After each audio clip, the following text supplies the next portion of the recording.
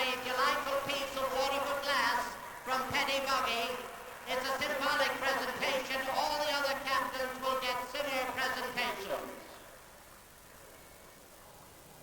Ladies and gentlemen, you have met 38 captains of 40 All-Ireland winning sides.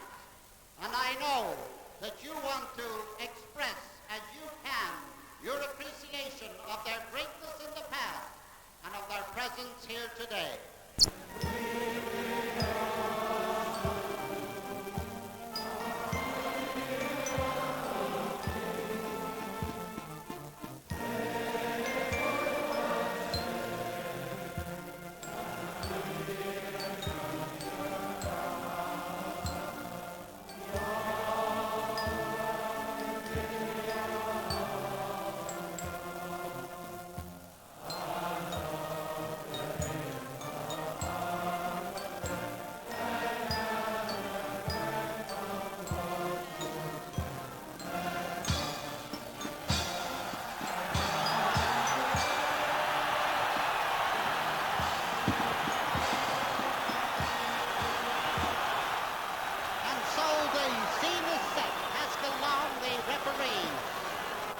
Standing alongside the centre field players as the Artane band make the way off the field.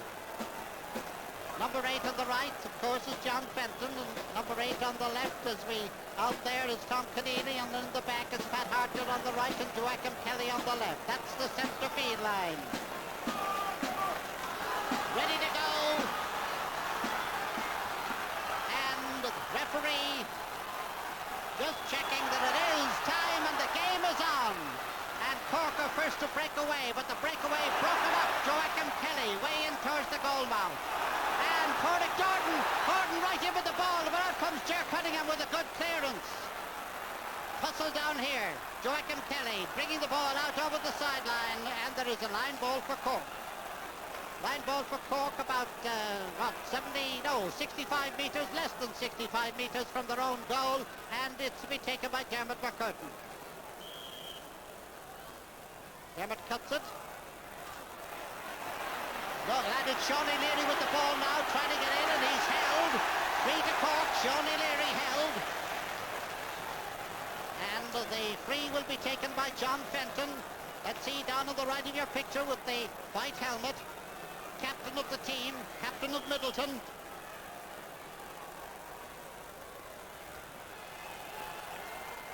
We're scoring the game, 1 minute, and it's Cork in the lead. John Fenton, their captain, putting them 1 point ahead, 1 point to no score. And no crowd reaction from that group. They're all wearing green, white and gold. Damien Martin with the puck out. Little or no breeze, as we say, and thank heavens the threatening rain has not arrived. John Crowley putting his hand up, holding it. Now to John Fenton. Fenton robbed out there, but the robbery is only a brief one. And the ball out over the sideline on the far side. This time the line ball is for the littlest man on the field, and he's playing as the tallest man on the field. Ger Coughlin to take it for Offaly. Just recovered from an appendix operation. Nothing wrong with that one. Ball grabbed by Mark Cardigan. Mark Cardigan high, but it's gone wide. Nice line ball that down to Mark Cardigan, who went across from the right wing to get it and grabbed it all right, but the result a wide. 1 point to no score in favour of Cork.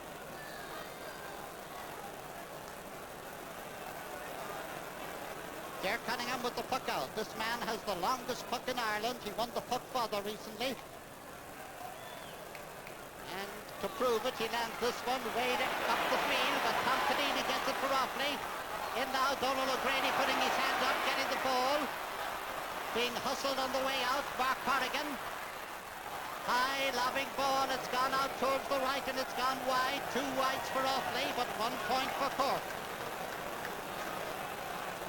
And ball gone back into the crowd, and Ger trying to persuade the Cork follower to give the ball to the Cork goalkeeper so that he can puck it out. Very persuasive man, Ger. Yes, he is. Success. Changing his hurley now for the pucking out stick. Pat Hartnett waiting for it. Will it go over his head? Yes, it's over his head. And Tim Crowley pulls on with Pat Delaney. Aidan Fogarty for Offaly. Out to this side of the field. This is Joachim Kelly. Joachim chased by Pat Hartnett. Hand passed into the centre now. And the Brendan Birmingham puck blocked down. Pat Hartnett for Cork this time. Very near the sideline. Pulled on by Aidan Fogarty out over the line. The Cork men today have an interesting jersey. It has the crest of Cork, the crest of the centenary year, and the word Kirkig across the chest.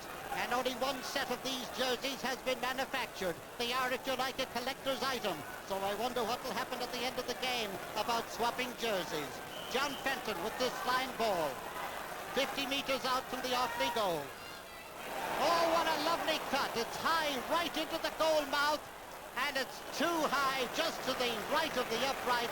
It's gone wide, but what a delightful cut it looked to be. John Fenton, who a year ago couldn't command his place regularly on the Cork team. Now he's the captain. Damien Martin's puck out can show that he pucks them long too. Pulled on by Mark Corrigan. This is Tom Cashman now for Cork. And the pass intercepted there by a very lively Joachim Kelly. Joachim's hand pass intercepted there, and away come the Cork man, John Crowley. A long relieving clearance. Jimmy Barry Murphy going after it. Damien Martin policing it, as he has done on a few occasions before, and this time it went out over the end line and it's gone wide.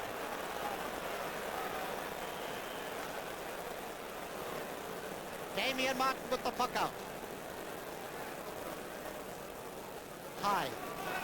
Dropping on the 45-metre line. A hand going up, doesn't grab it. It was Dermot McCurtain. He's still looking for the ball. And the referee has awarded free against Cork. It's about 10 metres in from the near sideline and just outside the 45-metre line. And coming out to take it is Pádraig Gordon. You know, if you put your fist out here from the commentary box, you can almost get a fistful of atmosphere. There's a real tension in this ground here today. And here's Pádraig, wide stance, puck that's high, doesn't go quite the way he wanted to, and Ger Cunningham gets his hand up to really short his clearance. This is Pat Carroll for Offaly. His puck is blocked down. This is Dennis Mulcahy. Joe Dooley is after him, hooks him. Mulcahy again getting his shot. Dooley back now to Pat Carroll. Carroll, a high ball, right across the goal, right across the bar and over the bar. The first score of the game for Offaly. The sides are level after, what, about 6 minutes of play. The scorer, Pat Carroll.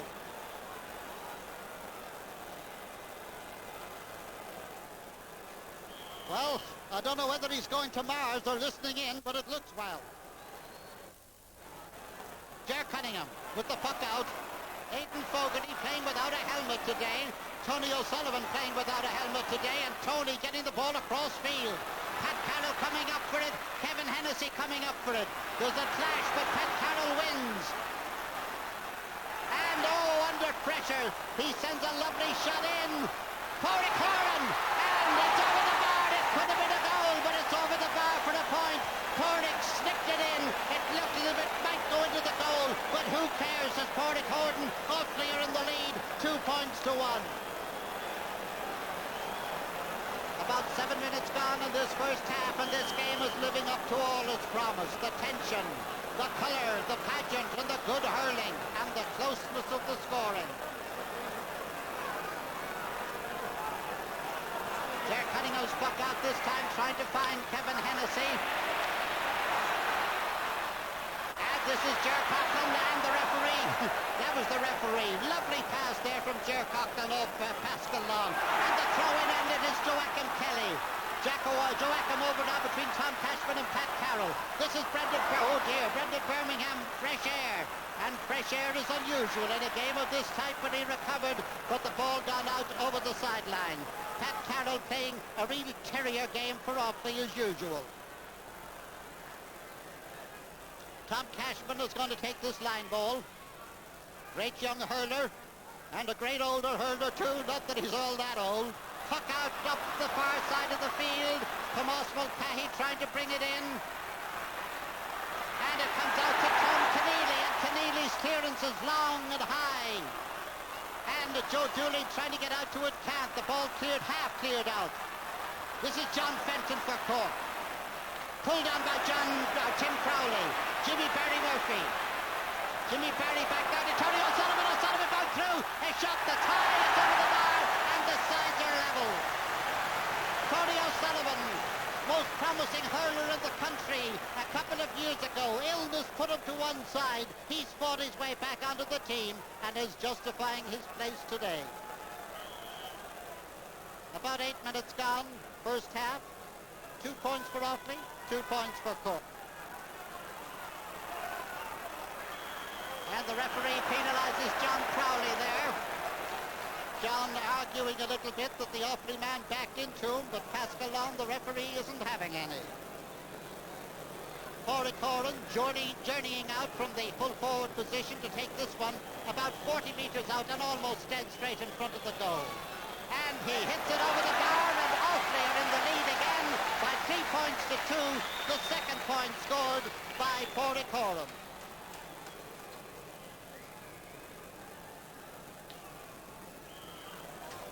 Ger Cunningham getting the ball, which has been retrieved there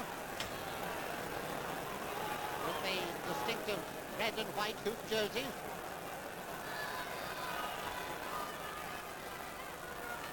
Long one. Aidan Fogarty, oh what a lovely grabbing of the ball there.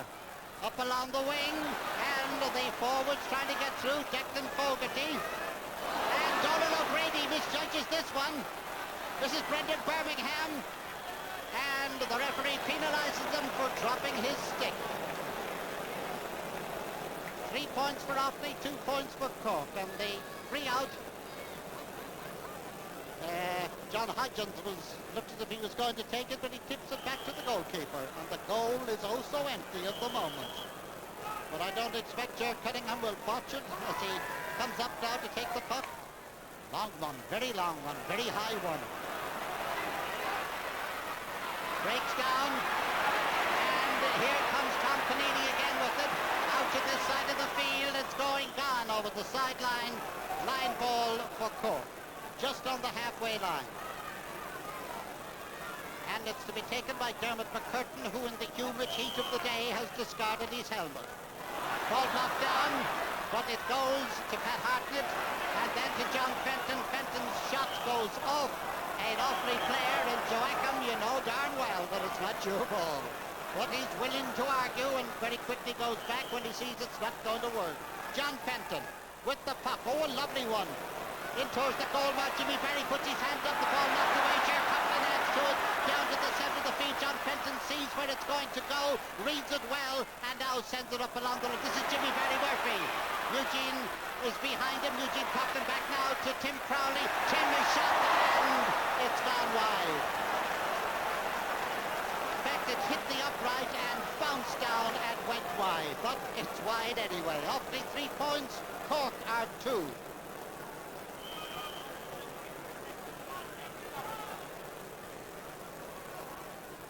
And this is Damien Martin. Damien's first game for Offaly when he was senior game when he was only 18 years of age.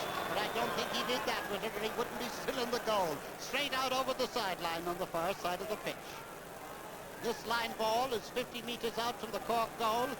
Tom Cashman is going to take it. He was a little bit worried that there was an Offaly man going to be left loose if he did take it. But he needn't worry if he's going to hit them like that. Pat Delaney, Ger Coughlin. This seems to be a combination. Ball over this side of the field now. And Dermot McCurtain getting away with a little bit of a hoosh there. Out to the far side. Tomas Mulcahy going for it. Back there and covering off is Pat Fleury, the captain. Pat Fleury into the centre. This is Pat Hartnett. Hartnett's puck is high. It's gone to the left and it's gone wide. And it's still Offaly 3 and Cork 2. 4 wides for Cork and 2 wides for Offaly.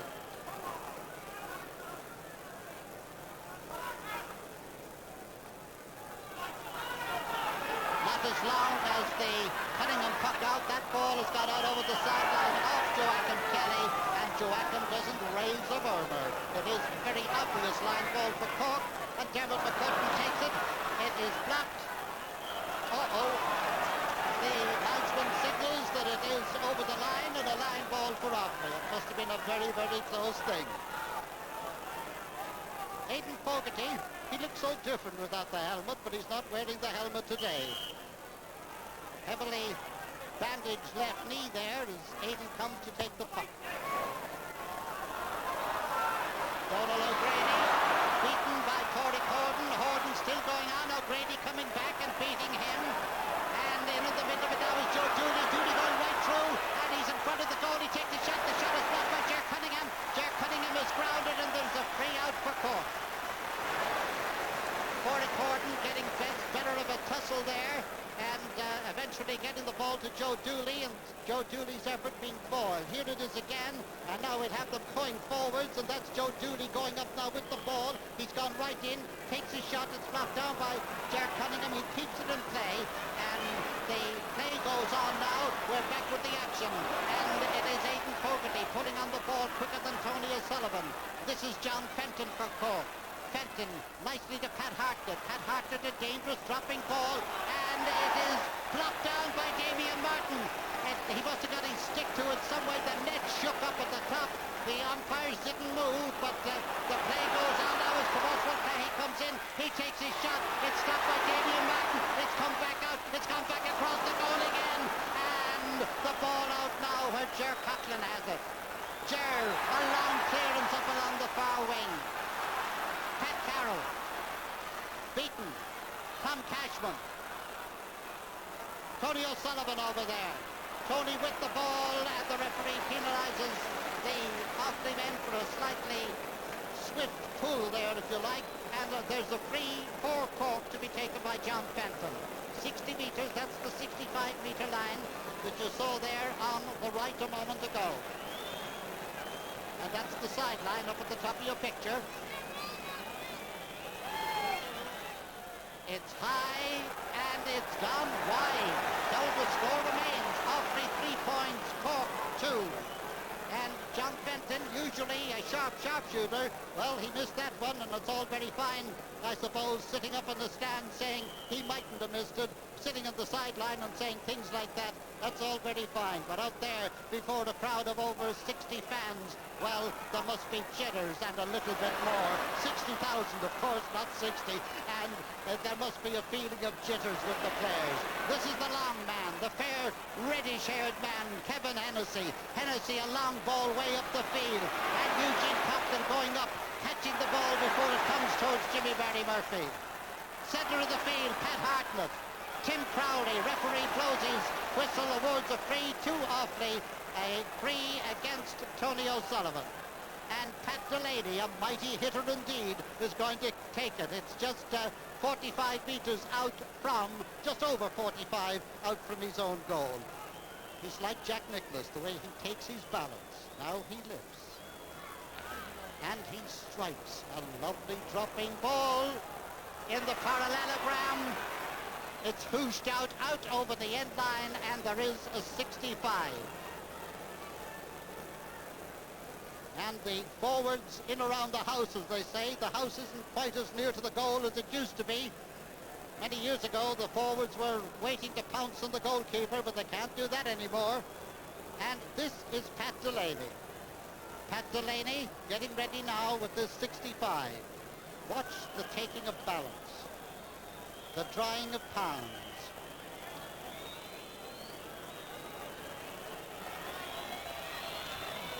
It's high, it's gone to the right, and maybe he should have left the palms wet. The score remains Offaly 3, Cork 2.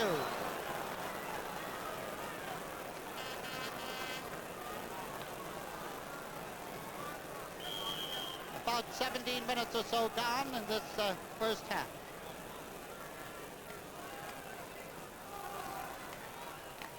Joe Cunningham, who's been having a busy day down there. Dropping ball hard, that's the clash of the ash that they say in the old songs. The pull along the ground, Pat Carroll, Brendan Birmingham. This is Dennis Mulcahy. Mulcahy in now to Tim Crowley. Tim Crowley steadying himself for a shot. It's in now towards Jimmy Barry. Got in towards Shawnee Leary. Got it further in where Damien Martin gathers it and clears it out here. Thomas McCurtain. Kevin Hennessy across from the far side of the field. Little Jerry's after him, but Hennessy is still going. He's bottled up there. He gets the ball back some way to Tony Sullivan, and Tony has sent it over the bar. His second point of the game. Cork's third, and the score is Offaly 3 points, Cork 3 points. And a lot of people indeed delighted to see Tony back in such good form. A brilliant minor, hurling and football, and as we said earlier, he was off because of illness, but has been battling his way back to the team and showing he's worth every inch of that battle. Well, the ball has been recovered, I think, down at the goal. A lot of well-known faces there in the GA world studying hard as the ball is pucked out by Damien Martin.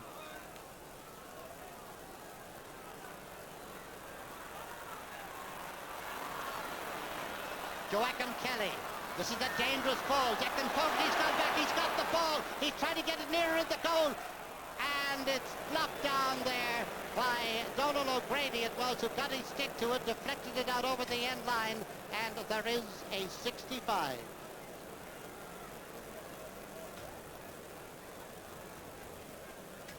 And Pat Delaney taking this one almost in front of the goal, slightly to the left of it. And it's high, it's over the bar, and Offaly lead again. Pat Delaney the scorer from a 65, and that makes it Offaly 4, Cork 3. And just about 20 minutes gone in this first half.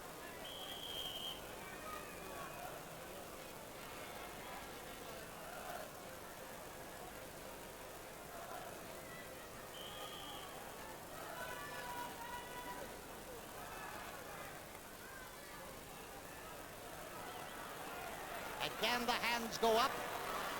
Pat Fleury doesn't get there. Tomas Mulcahy does, and Eugene Coughlin does. Pulling hard there, one-handed. It didn't work for the Offaly men. Pat Hartnett still. Pat Fleury. Jimmy Barry Murphy for Cork. Eugene Coughlin knocking the ball off his stick. Eugene beaten now by Tony O'Sullivan. Lovely ball by Tony. High and over the bar. What a lovely one from a very awkward angle. Tony will cross onto the far side of the field to pick that one up, and the equaliser once again. And Tony O'Sullivan, the scorer of 3 points for the Cork men, who are level with Offaly at 4 points apiece.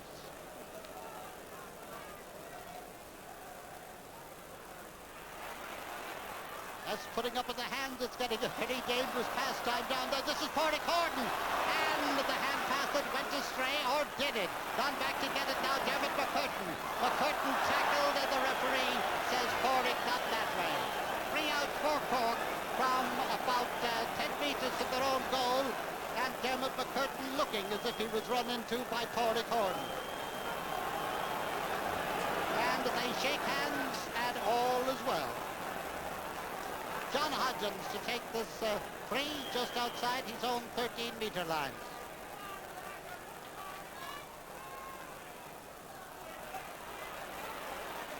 And here comes Tony O'Sullivan again. It's high, and this time it's gone wide. It was too easy for Tony. It was dead straight in front of the goal. His other scores seem to come from very awkward angles.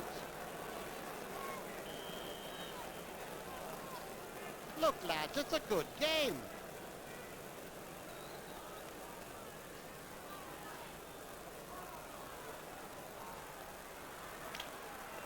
And a little bit of short passing there. The ball coming back there now, and Mark Cardigan gets it and sends it over the bar. A great battle for a position on this Offaly team between Mark Cardigan and his brother Paddy. He got the position, he got that point. Offaly 5, Cork 4. And the Offaly supporters all in a group there together. They've sat down now after their jubilation. We make it about 22 minutes or so gone in the first half. Pat Delaney. And here they come again. This is Mark Corrigan. And it's high, but there's a tail on it, and it's gone wide. Back into the crowd behind the goal on our right. And I think a very quick return of the ball.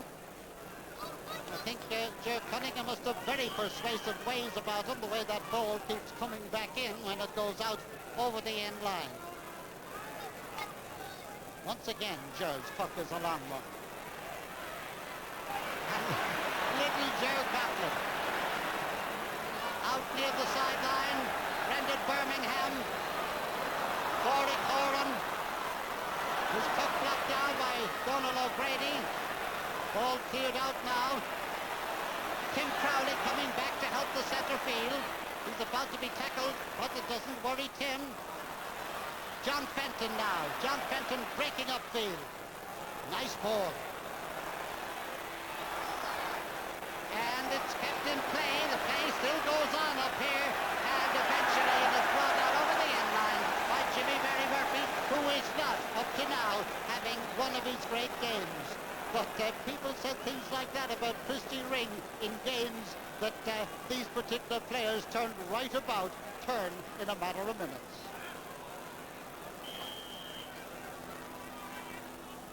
Ian Carroll with his puck up the side. And it is an Offaly ball that went off Pat Hartnett. Offaly ball and Aidan Fogarty coming down to get it. Just outside his own 65-metre line. You'll see him passing the line there.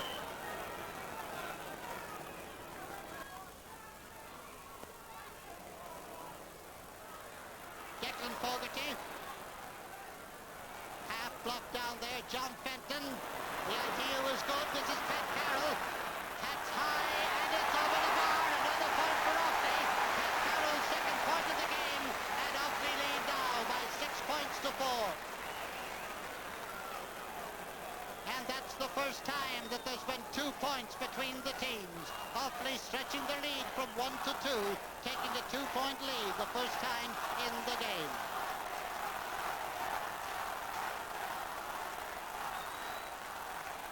Drop between Joe Hennessy and Ger Coughlin, but the ball eventually going in, blocked down by Damien Martin. Eugene Coughlin with all the ease of expertise, sending the ball down the far side of the field. Pat Hartnett. Pat Delaney. Out this side now, it is Dermot McCurtain. This is Tony O'Sullivan.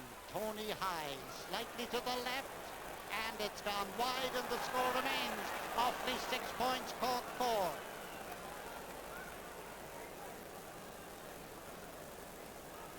Cork have had 7 wides down here, and Offaly have had 4. Offaly have had 6 points, and Cork have had 4 points.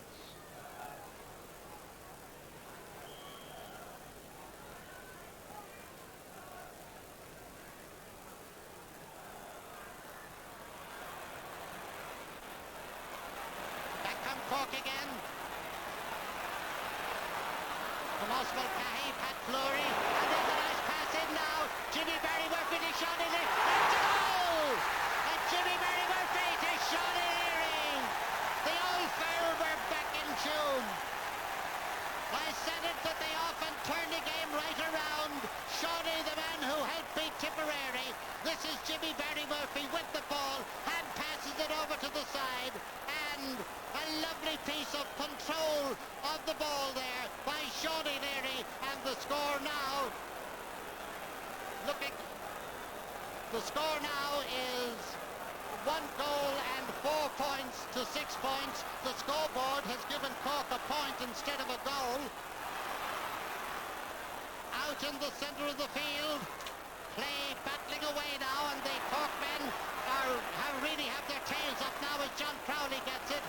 This is Jimmy Barry Murphy and Eugene Coughlin. Pat Delaney coming in. Nice tip by Aidan Fogarty. That's Pat Delaney's puck. Ger Cunningham, oh, what a lovely little sidestep. Dennis Mulcahy, what a difference a score can make to a team. Tim Crowley. Joachim Kelly coming back into the action again. Out to the wing, but there's nobody there but John Crowley. This is Pat Fleury. It's very near. It's gone over the sideline. Over the line, and it's gone off Pat Fleury, and it is a line ball for the Cork men, and the scoreboard has been corrected, and just confirming it's Cork 1-4, Offaly 6 points, that's 7 points to 6. About 28 minutes gone in this first half. John Fenton. All cleared down by Aidan Fogarty. This is Tom Keneally.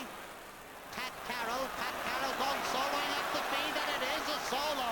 Nobody within an ass's roar as he lobs the ball into the goal mouth, and it's gone out over the end line, and it's gone wide. And Gerald Cunningham having a word with some of his backs who seem to be backing in on top of him there.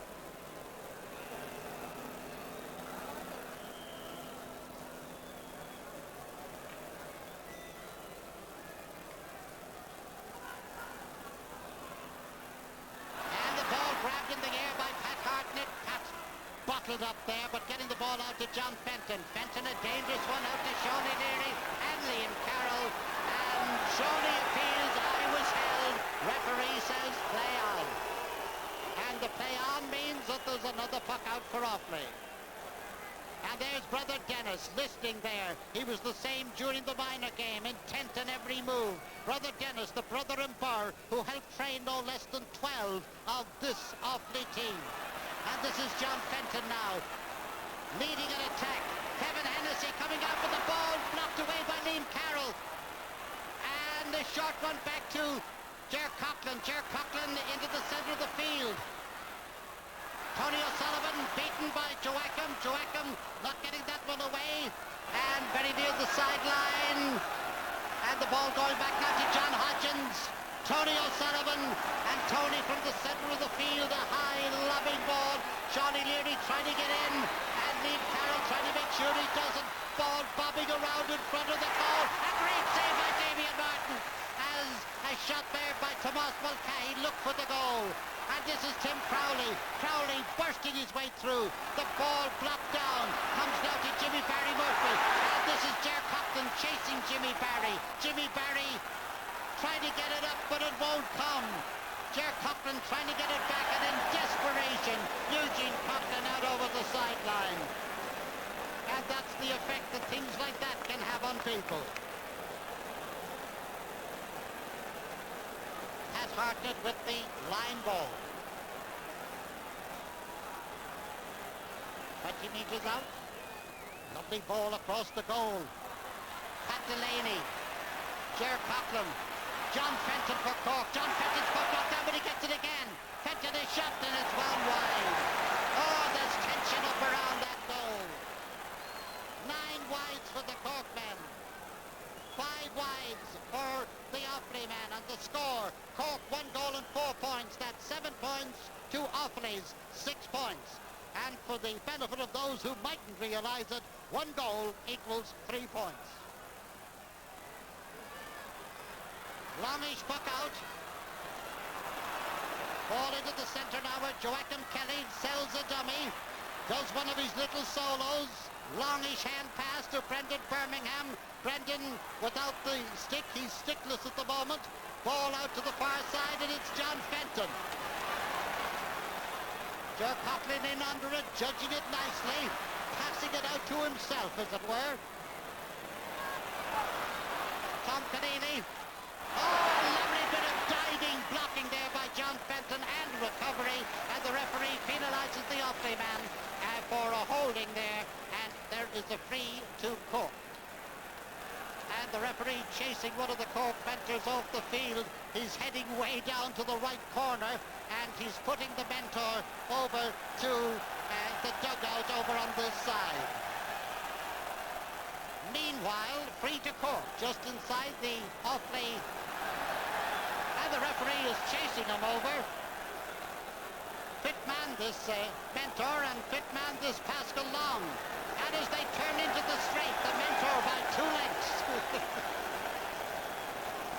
Let's get back with the game. John Fenton walking up now to take the free. Just inside the 65-metre line. A switch in the Cork team. I'll tell you about it in a moment. John Fenton high, John Fenton wide, and the score remains Cork 1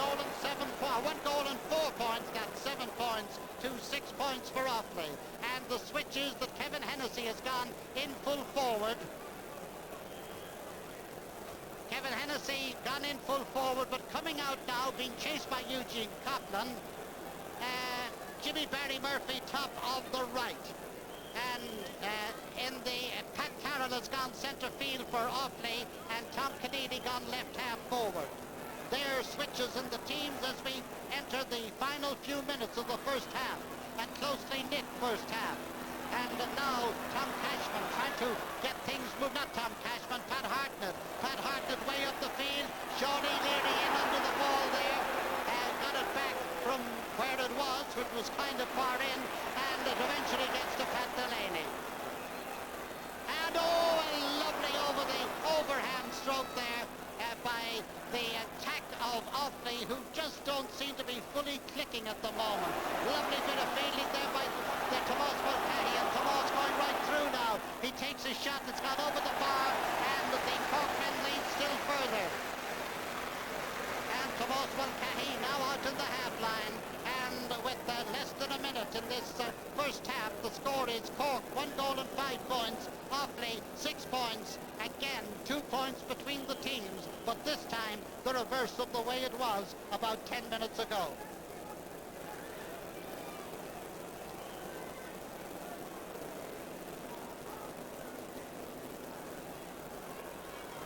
Long puck out. Where, oh where has the ball gone, seems to be the question. Being quickly answered there by Joachim Kelly. Joachim being followed closely by Pat Hartnett. This is a dangerous ball. It's come in towards the goal mouth. And it's not a goal. It looks as if it must be a goal. Pádraig Horan got his stick to it. It dribbled to the goal. And I don't know what kind of a ghost kept it out. But out it stayed. This is Pat Delaney now for Offaly. Offaly putting in a last-ditch effort at the close of the first half. Brendan Birmingham in now to Mark Corrigan. Corrigan going through, and it's over the bar. Another point for Mark, his second of the game, and that makes the score Cork 1 goal and 5 points. Offaly 7 points, 8 points to 7. As we approach the half-time whistle, just 1 point between them. And it is warm, sir, I agree with you.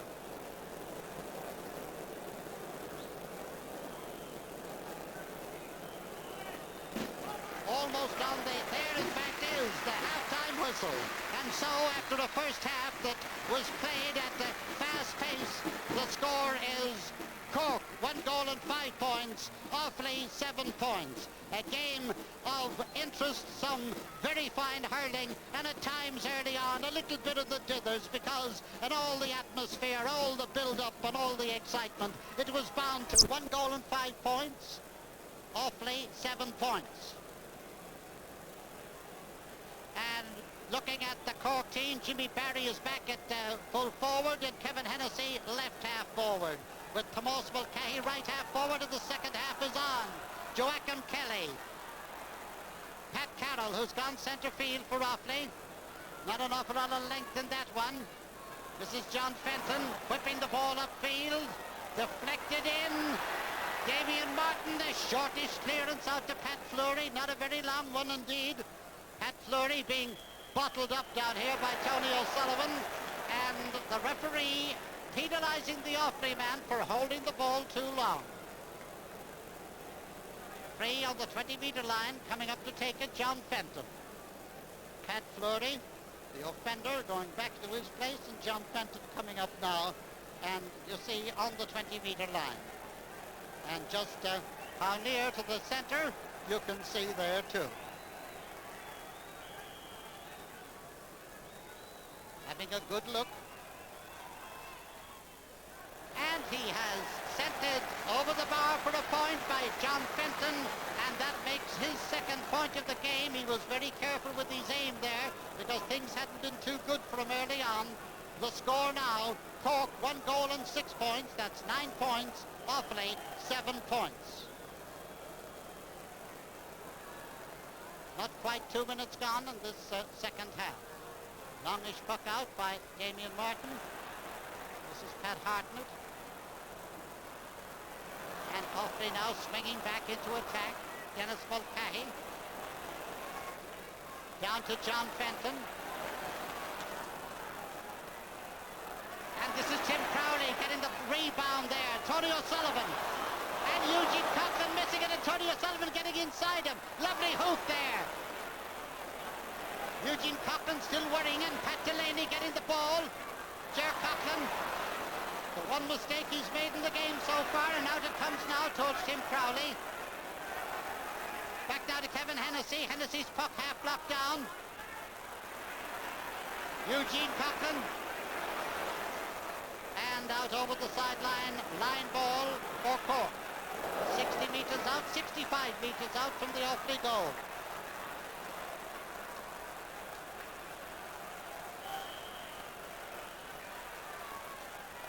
And it seems that somebody must have said to John, steady yourself, don't be going up taking these shots very quickly, because he took his time there. Tony O'Sullivan's effort there. Ball out towards Pat Delaney. Tim Crowley. Pat Carroll going across to him. Deflected in where Pat Hartnett of Cork gets it. Pat going right through now. Pat Delaney knocking the ball away from him. And Tony O'Sullivan high over the bar for another point. And 4 points for Tony O'Sullivan, increasing the lead and certainly playing a fine game. Whether he started in the half line or whether he moved into the full line, he's doing his bit. The score, Cork 1 goal and 7 points, Offaly 7 points, and the Cork crowd really getting behind their team now, and it looks to me as if Offaly want the Offaly followers to G them up as well. Dermot McCurtain, John Fenton, Tomas Mulcahy, Pat Delaney now for Offaly, along the ground, whipped along the ground again, whipped along the ground, but John Crowley breaking up the whipping. This is Jimmy Barry Murphy. Eugene Coughlin is penalised, and there is a free. Some of the Offaly men not too sure about that one, but the main thing is that the referee is.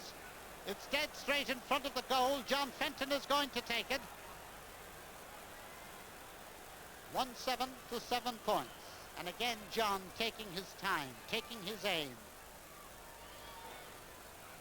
And taking his point, his third point in the game now, and that makes it Cork 1 goal and 8 points, Offaly 7 points. And that's the longest lead any team has had in this game so far. But we're only 5 minutes into the second half. And the crowd beginning to get behind both teams now. Damian Martin. This is Pat Hartnett. Joachim robbing him. What a thing for a Garda to do. But he's robbed again, and it's a line ball now for Offaly. Offaly swinging back into attack now. Ger Coughlin. Pat Carroll waiting for the ball should it come his way.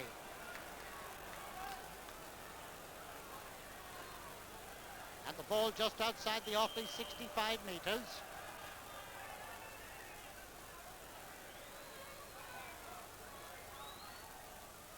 Nice cut. Corey Corden doesn't quite get it. This is Dermot McCurtain. McCurtain passing it to himself, but the pass goes a bit too far. Brendan Birmingham in now towards Kennedy. Kennedy's shot forced away by the presence of John Crowley, and the ball gone wide. Well, the chances have been coming Cork's way in the second half, and they've been taking advantage of them. Cork 1 goal and 8 points, Offaly 7 points. Under the dropping ball, nobody getting to it. Jimmy Barry Murphy now. A cross intended to and getting to Tony O'Sullivan. Tony's puck blocked down by Pat Fleury. In comes Ger Coughlin. Pat Carroll. And the ball sent over now to the centre. Joachim Kelly. Pat Carroll. Pat Carroll up along the right wing now. Racing out for it. Declan Fogarty. Can he get before the ball gets to the line? He sends it across the goal now. And out comes Ger. Ger Cunningham, and Ger's with it now. A high ball into the centre of the field. Tim Crowley. Tim with a grabbing hand.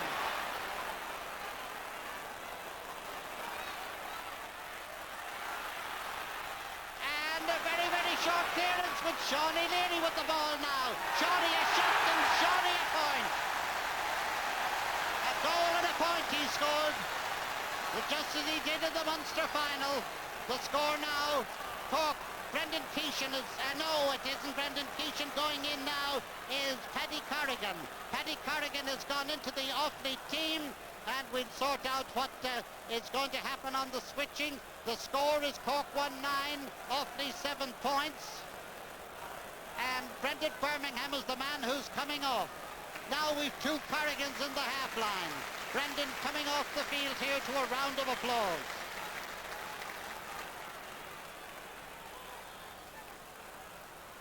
Pat Carroll gone back into the half-forward line. And John Crowley getting the ball. Now to John Fenton. Fenton's puck blocked down by Ger Coughlin. A wide open space. Filled by Kevin Hennessy. Aidan Fogarty going back. Declan Fogarty and John Hodgins. Fogarty with the ball. But it's high and it's gone wide. And one thing that's missing today from games that we've seen Offaly play this year have been Joe Dooley, who's hardly been in the game, and Brother Dennis looking just a little bit worried. 1-9 for Cork, 7 points for Offaly. The sun beginning to beat in now.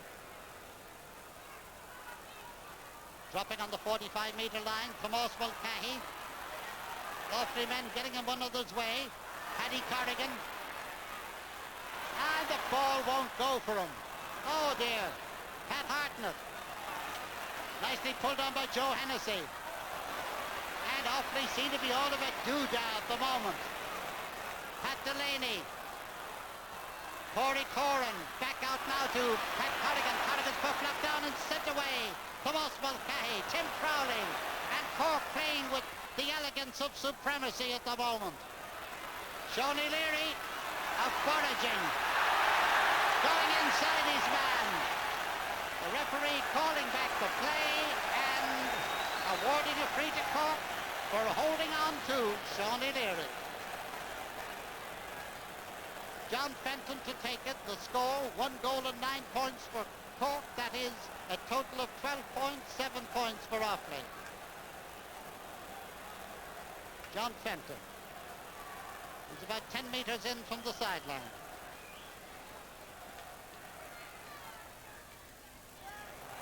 It's gone to the right and has gone wide. Well, John has been doing his bit, but he's been missing his bit as well. Well, Offaly badly need to get back in this game, but now, if they're going to get back into it at all.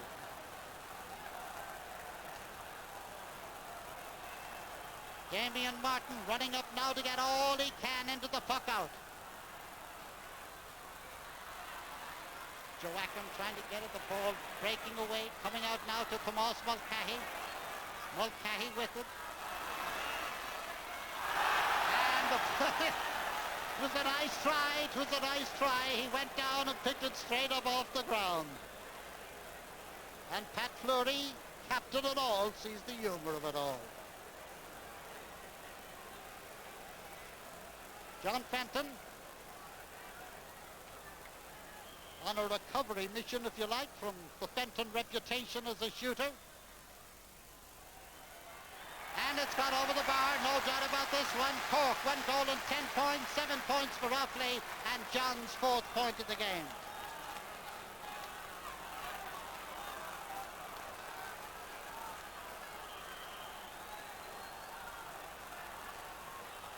Damian Martin. High, long, coming towards the sideline. But Cork swinging back into the attack now. Aidan Fogarty pulling that up, added to by Pat Carroll. This is Dermot McCurtain gone back. Trying to feed Donald O'Grady. O'Grady is hooped. Ball loose now to Mark Corrigan. Mark's puck blocked down. Joe Dooley brings it, but out over the end line, and it's gone wide. 110 to 7 points, Cork the leaders. About 13 minutes gone in this first half, or second half, I should say. About 13 minutes gone, second half.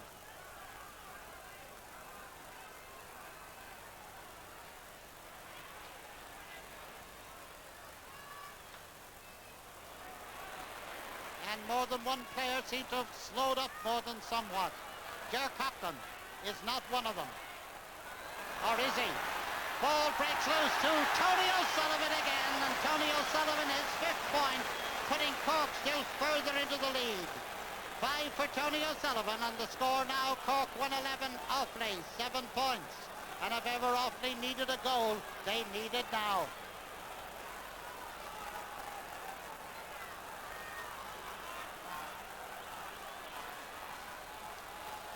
Damien Martin.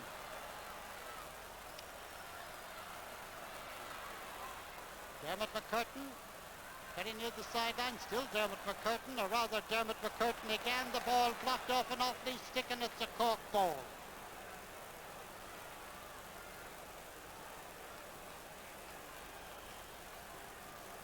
Dermot McCurtain to take it himself, just outside the 45-metre line. Not a very good one by any means. Nicely sent across by Mark Corrigan. This is Donal O'Grady. John Hodgins. Pat Delaney. Robbed there by Tim Crowley and Cole. Eugene Coughlin going out to cover it off. Ball blocked down by Tony O'Sullivan. This is Pat Fleury, and this is Kevin Hennessy. Hennessy going right through. Back out now to Jimmy Barry Murphy. Jimmy along the ground. Goal! But no, wait now, the referee. Yes, it is a goal. Kevin Hennessy scored it. The referee was doing a signal to put it up. It looked as if he was going to award a free to Cork, but instead of the free, he allowed the goal, and Kevin Hennessy, the scorer, 2 goals and 11 points. Here it is again. This is Kevin Hennessy getting it back to Jimmy Barry. Jimmy lets it slip out of his hand, then chips it in. Damien Martin saves it there, and in goes Kevin Hennessy, taps it into the goal. Well, the play is going on as Cork lead 2-11 to 7 points. And if Offaly ever needed 2 goals, they need them now. And the Cork men really getting into voice now.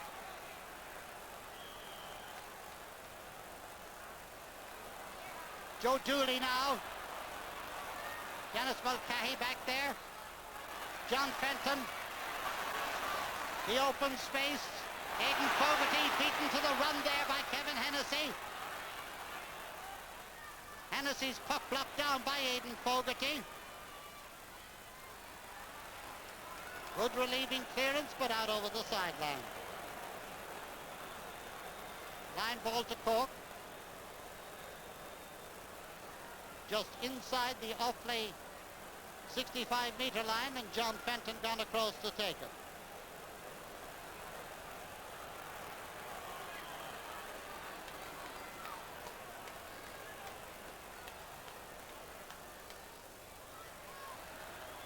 Nice whip across. Pat Fleury. Joe Dooley hooking the ball, letting the ball go back there, but cleared out. Pat Carroll. Corey Corden racing out now with Donal O'Grady. Donal in a little bit. The ball now to Joe Dooley. Dooley is shot low, hard, and blocked by Ger Cunningham at the expense of a 65. A good slow effort there at getting the ball out after it looked as if it was going into the net. And here we have Joe Dooley, low and hard, and Ger Cunningham with all the coolness flicks it out round the post, and it is a 65. Pat Delaney to take it. Will he be satisfied to go for the point, or will they try to manufacture a goal? It's high. He takes the point, a point by Pat Delaney, his 2nd of the game, and that makes the score now Cork 2 goals and 11 points, 8 points for Offaly. And that's the first Offaly score in the second half, and the second half is now 17 minutes old.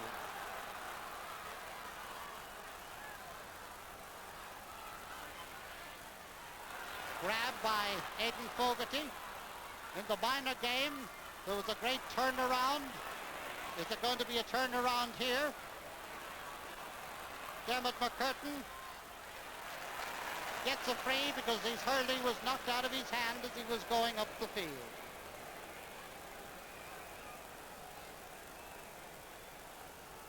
John Fenton, who should have kept a tally on the number of times he took frees or sideline balls, it must run into I don't know what kind of figures.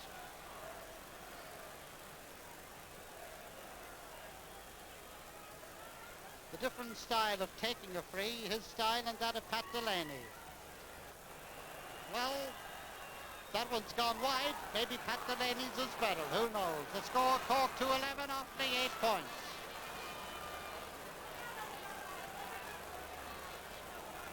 About 18 minutes or so gone. Switching around in the Offaly attack. We'll tell you about it in a moment. Paddy Corrigan has gone into the corner. This is Tom Connolly, and this is Joe Dooley. Joe Dooley trying to get up the field. His way blocked, and this is John Crowley. And Sean Leary going in, a shot, and it is another. No, it's not. It is. It's a goal by Sean Leary. King goal himself. What an amazing man. Playing for the county since 72. He's got 2 goals and 1 point in today's game. That one almost saved by Damien Martin, who made a couple of efforts to get it out, but didn't quite succeed. And Shawnee knows it's going the right way. In he goes, taps it, and Damien makes an effort to save it. It seems to hop almost on the line, but it had gone over. So now it's 3-11 to 8 points. And back come Offaly. They may be trailing, but they're certainly trying hard. But for all they're trying, there is a great authority about the hurling of the Cork men, and John Crowley got a knock there. But thankfully not as bad as it seemed. It was just a tap rather than a pulled effort, if you know what I mean. Free, Tom Cashman to take it.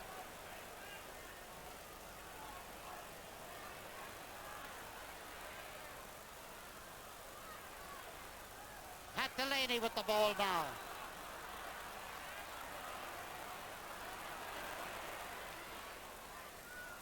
Tom Cashman. Nicely held there by Aidan Fogarty.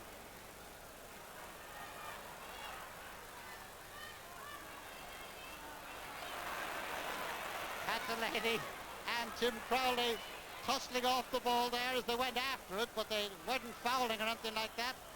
Free there for Offaly, just 65 metres out from their own goal. Pat Delaney to take it. And now is the hour. In fact, it was the hour a little while ago for Offaly to strike back. But there's still plenty of time in a game of hurling that can bring about all kinds of changes. This is Paddy Corrigan trying to work his way out. Across the goal, the referee has blown his whistle and has awarded a free to Offaly. Pat Corrigan tried to work his way in, but it wound up that he was working his way out from the centre. Free in now to be taken apparently by Pádraig Corden, who's looking to the sideline for some kind of instruction. And yes, if he kicks it another little bit, it'll be even more in front of the goal. Here it is. Low, hard, blocked by Ger Cunningham and booted out over the line for a 65. Awfully pressing, but just look at that scoreline. Cork 3-11, Offaly 8 points.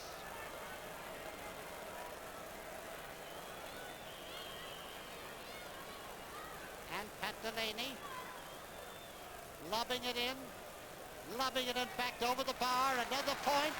Well, knocking it off point by point is a long way when the score is 3-11 to 9 points. That's Pat's 3rd point of the game, and the score, as I say, 3-11 to 9 points, Cork in the lead. Ger Cunningham now. High ball. Pat Delaney. Joe Dooley. John Fenton. Pat Fleury. Ger Coughlin. Tomas Mulcahy of Cork. This is Kevin Hennessy now. Pass that went astray. Pat Delaney receiving it with thanks. John Crowley. Nice piece of stick work there by John. Stalemate down there, and I mean down there. This is Eugene Coughlin getting it away from Kevin Hennessy.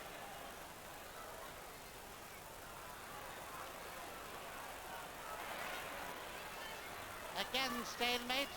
Joachim Kelly, who we haven't seen for quite a while. And here he goes now, Pat Hartnett robbing him. Joachim turning around, taking a shot and sending it wide. I wonder down there in the Offaly dugout just what they're thinking. Any sign of any moves there, Ger Canning? No sign so far, Michael. We've had Dermot Healy up on his feet there just a couple of times in the last few minutes. He's not the most demonstrative of characters, but he's been up and down the sideline there. And perhaps he'll be thinking before long of springing somebody like Paddy Kirwan, but he certainly seems to be running out of forward options. Well, the play goes on with Cork 3-11, Offaly 9 points. Down over the line ball for Offaly. Ger Coughlin. It's certainly not his fault that the scoreboard is the way it is. Oh, a short one, grabbed by Tomas Mulcahy.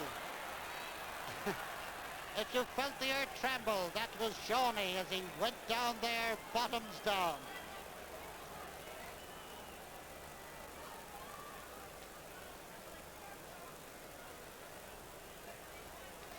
And the sudden silence seems to have descended on the place because the Offaly fans don't seem to be getting behind their men, and the Cork followers seem to think that, well, it's home and dry. 3-2 Offaly.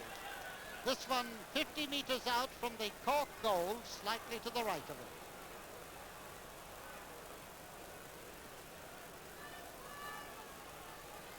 Well, they're advertising milk under that group that we saw a moment ago. Pat Delaney.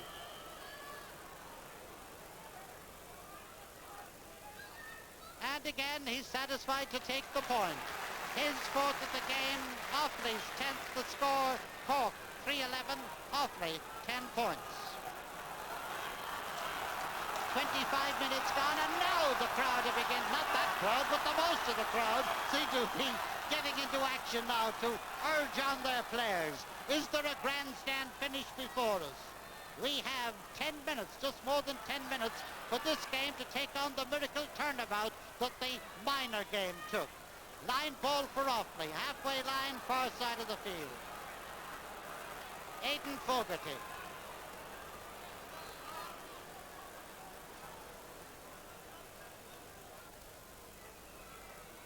Very nice cut. Declan Fogarty. And a nice clearance, not a very long one. Dermot McCurtain, a Cashman to McCurtain. The sidestep of Dermot doing well there. Nice bit of ball play there by Jimmy Barry. Nice bit of fielding there by Liam Carroll. And now a wide open space. Quickly filled, but Joe Dooley filled it but didn't get the ball. Joe trying to worry his man there. And now it's Joe Dooley, a high ball from way out the field. And even that has gone wide. Certainly in earlier games when things were going so well for Offaly, Joe Dooley was a shining light. Today, the light seems to be blown out more than somewhat. The score, 3-11 for Cork, 10 points for Offaly.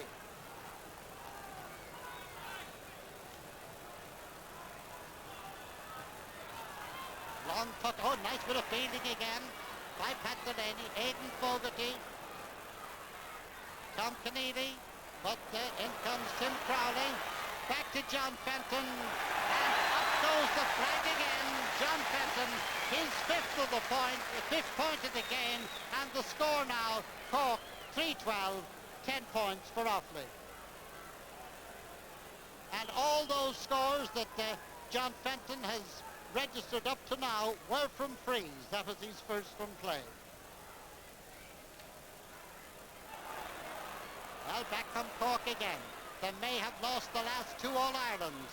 It looked as if they might have been heading for an unenviable record of losing 3 in a row. And they're playing their hearts out now. They are not going to let this one slip away as they lead by this 3-12 to 10 points.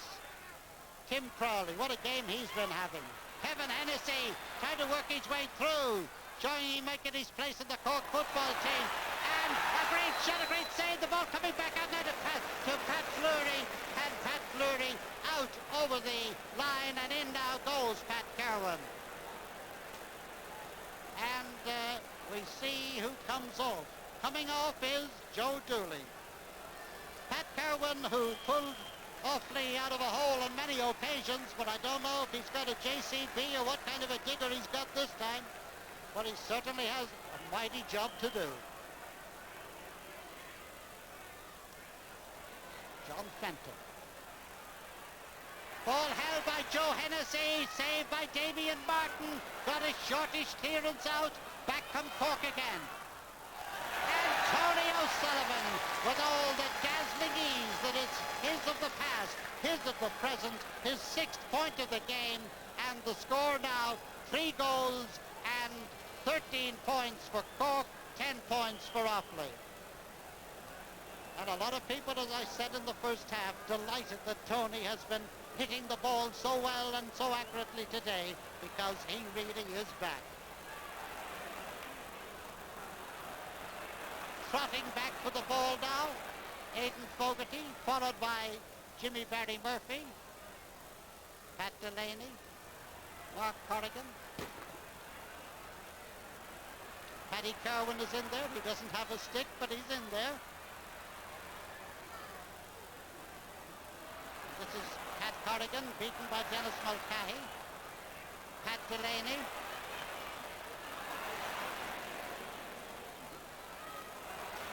And it's gone out over the line. 9 ball, far side of the field. 3-13 to 10 points, and I'm afraid that this All-Ireland final is just grinding to its inevitable conclusion at this stage. Certainly the Cork men playing with great authority. Pat Carroll. Tom Connolly. Tom Kennedy goes up with it now. Back to Pat Carroll. Pat over the bar, another point, but not one that's going to make any great difference as to the destination of the Lee McCarthy Cup. Cork, 3 goals and 13 points. Offaly, 11 points.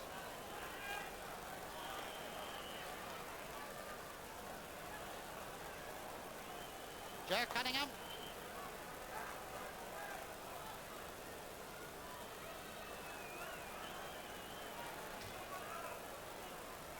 Well, it looks like a postcard.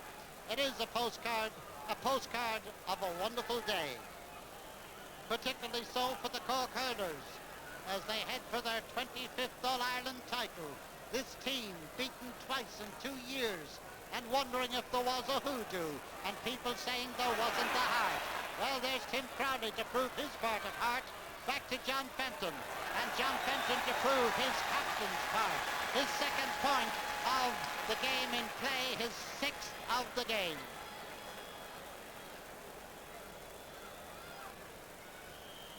And we make it about 31 minutes gone, about 4 minutes left in the game. And many of the crowd beginning to file away. This is Paddy Kerwin.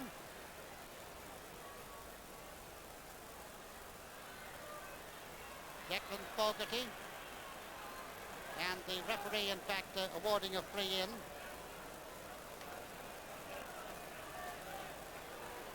And Mark Corrigan going in there. And Paddy Kerwin, who's been known to score them from 90 yards out, going to take this one from the 20-metre line.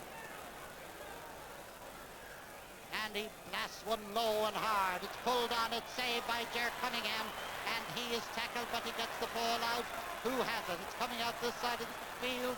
and it was Tom Cashman who had it. Now it's Pat Carroll. Carroll, a lobber that's gone over the bar. Another point for Offaly, narrowing the gap. His 4th point of the game, and the score now, Cork 3 goals and 14 points.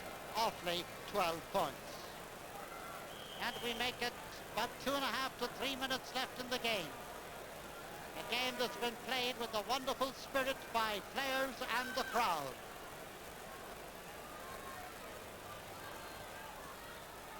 The ball deflected across Aidan Fogarty, and this is John Fenton again. John high and John wide. And it remains 3:14 to 12 points with Cork the leaders and the stopwatch saying about 2 minutes. And that looks a sad and worried face.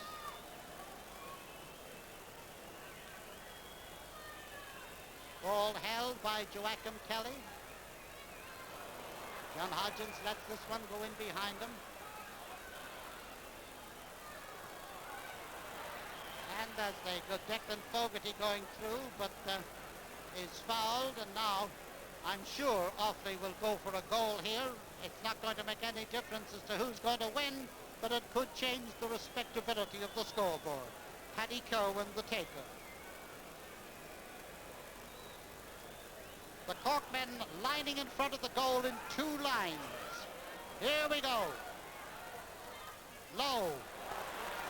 And it's a goal. It's a goal. A goal scored by Mark Corrigan. Mark Corrigan finishing it to the net as the ball bobbled around a bit. And the score now, Cork 3 goals and 14 points. Offaly 1 goal and 12, and about a minute left in the game. Here it is again. Paddy Kerwin, ball bobbling around in front of the goal, pulled on, and not even struck fully, but excellently into the right corner, and it is 3:14 to 1:12. And back come Cork again. John Fenton. Over the bar for John, another one for John, and that's 7 for John Fenton in this All-Ireland final, and certainly one can definitely say a captain's part.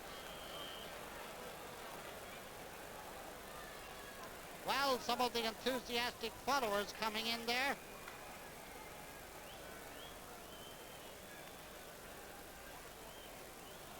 Puck out into the center of the field. Paddy Kerwin. He held on a bit too long. And there is a free for Cork in the dying moments of the game. John Crowley to take it.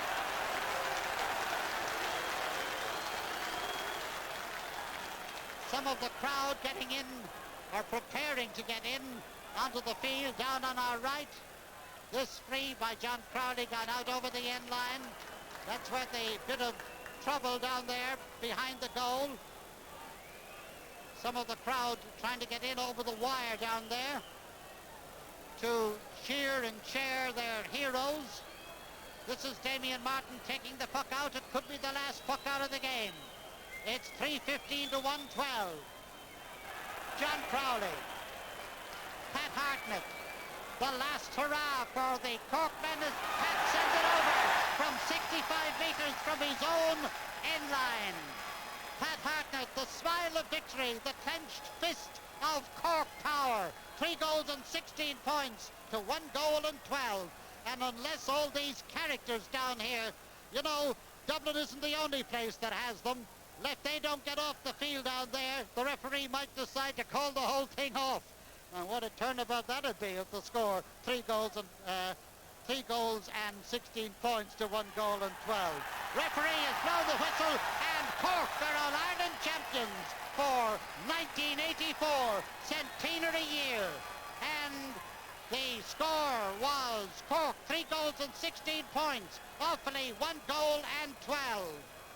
And out on the field, quite a number of spectators have got in over the wire down at the right-hand side and have come in to cheer and hug their heroes.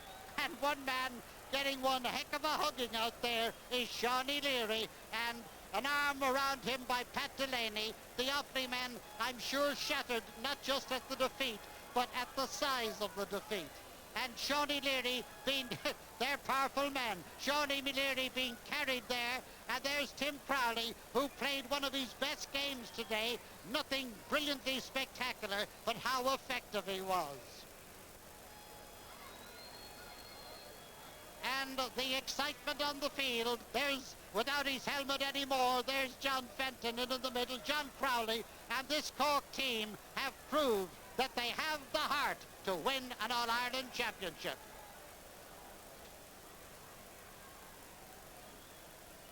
And the Offaly team, let us put this very much on record, the Offaly team walking over now towards the presentation area so that they will be present to pay tribute to their conquerors on this great day. In fact, they are going down now to the Offaly end of the ground, the end from which the Offaly supporters were, down on our left, and they are waving up to their followers and saying thanks to the Offaly followers who have followed them so diligently and so well. The whole team turning round now, and they're going to wind up with the presentation area, which is over on the new stand.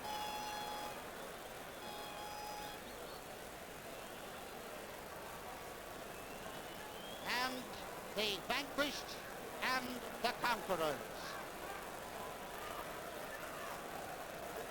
And there goes John Fenton. John Fenton, who certainly has staged a comeback.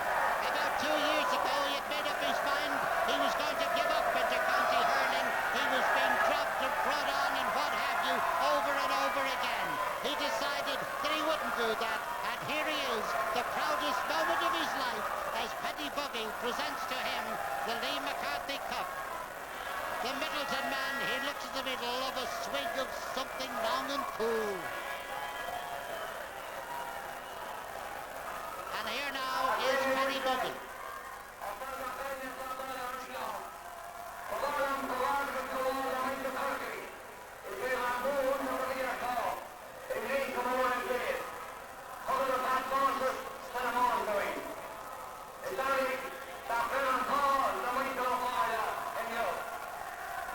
I wish to congratulate Cork on winning the Centenary All-Ireland final. In doing so, they gave a display of hurling and made up for the disappointments of recent times. Hard luck to Offaly. They played very well in the first half, but found the going difficult in the second period of time. I congratulate Cork again on winning their 25th All-Ireland title, and I now present the McCarthy Cup to John Fenton, the Cork captain.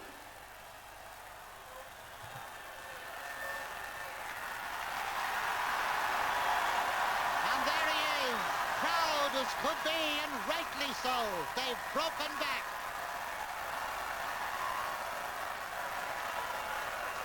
And the Cork followers gathered around the stand, and here's John. Uachtar, come and look at square.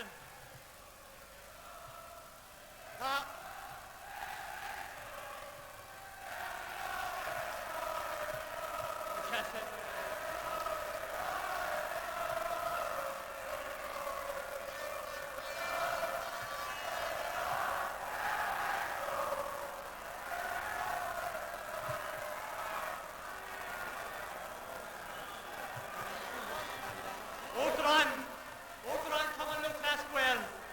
As the down on betting and shot. On top of Torrey shot, a glaca, a sun winter of a spring cocky. We're well wake as to go on. The got in a car ring, the red and plain star old shot.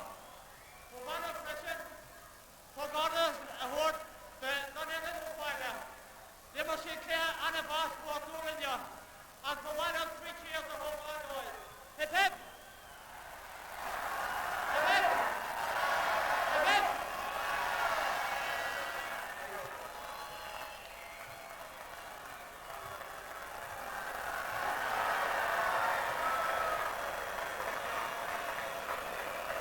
And the Cork team over on the right there, as you can see them on the steps. And now, heaven help them, They're going to have to, here they are, and John Crowley there on the left. What a wonderful game he had, number 6. Jimmy Barry Murphy, not as brilliant as on many other occasions, but he did his bit. And now the team coming down, Tomas Mulcahy taking down the base of the cup, the red-haired man there. That, of course, was the ever elusive and ball-carrying on the stick Kevin Hennessy. And here they come, the whole team who have done so well. There were, as I said, people who felt that Cork somehow had lost the heart to win in All-Ireland. They had lost 2 in a row, and if they lost 3 in a row, well, some of these lads said to me they couldn't go home tonight. Well, lads, you can go home, and I guarantee there'll be a falcha for you, the likes of which you've never seen before.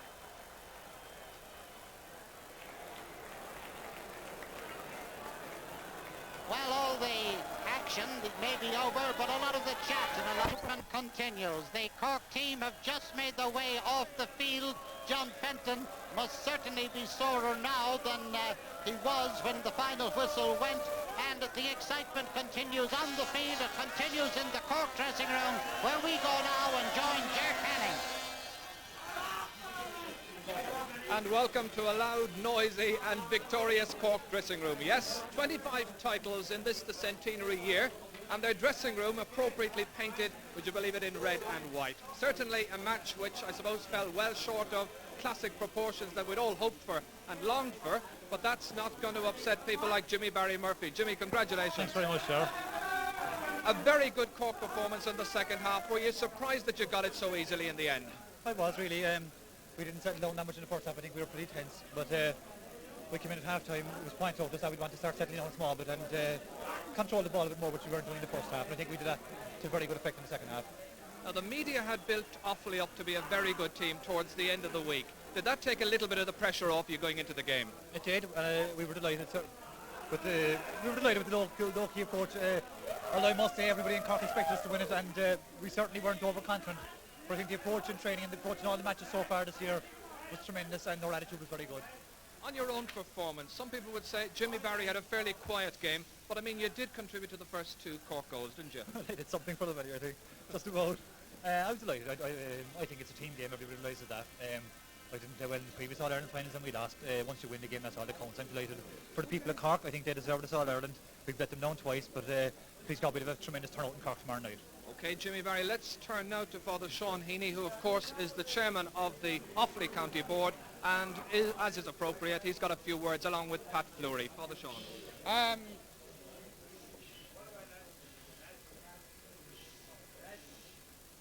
Gentlemen, on behalf of Offaly, I want to congratulate Cork on your victory today.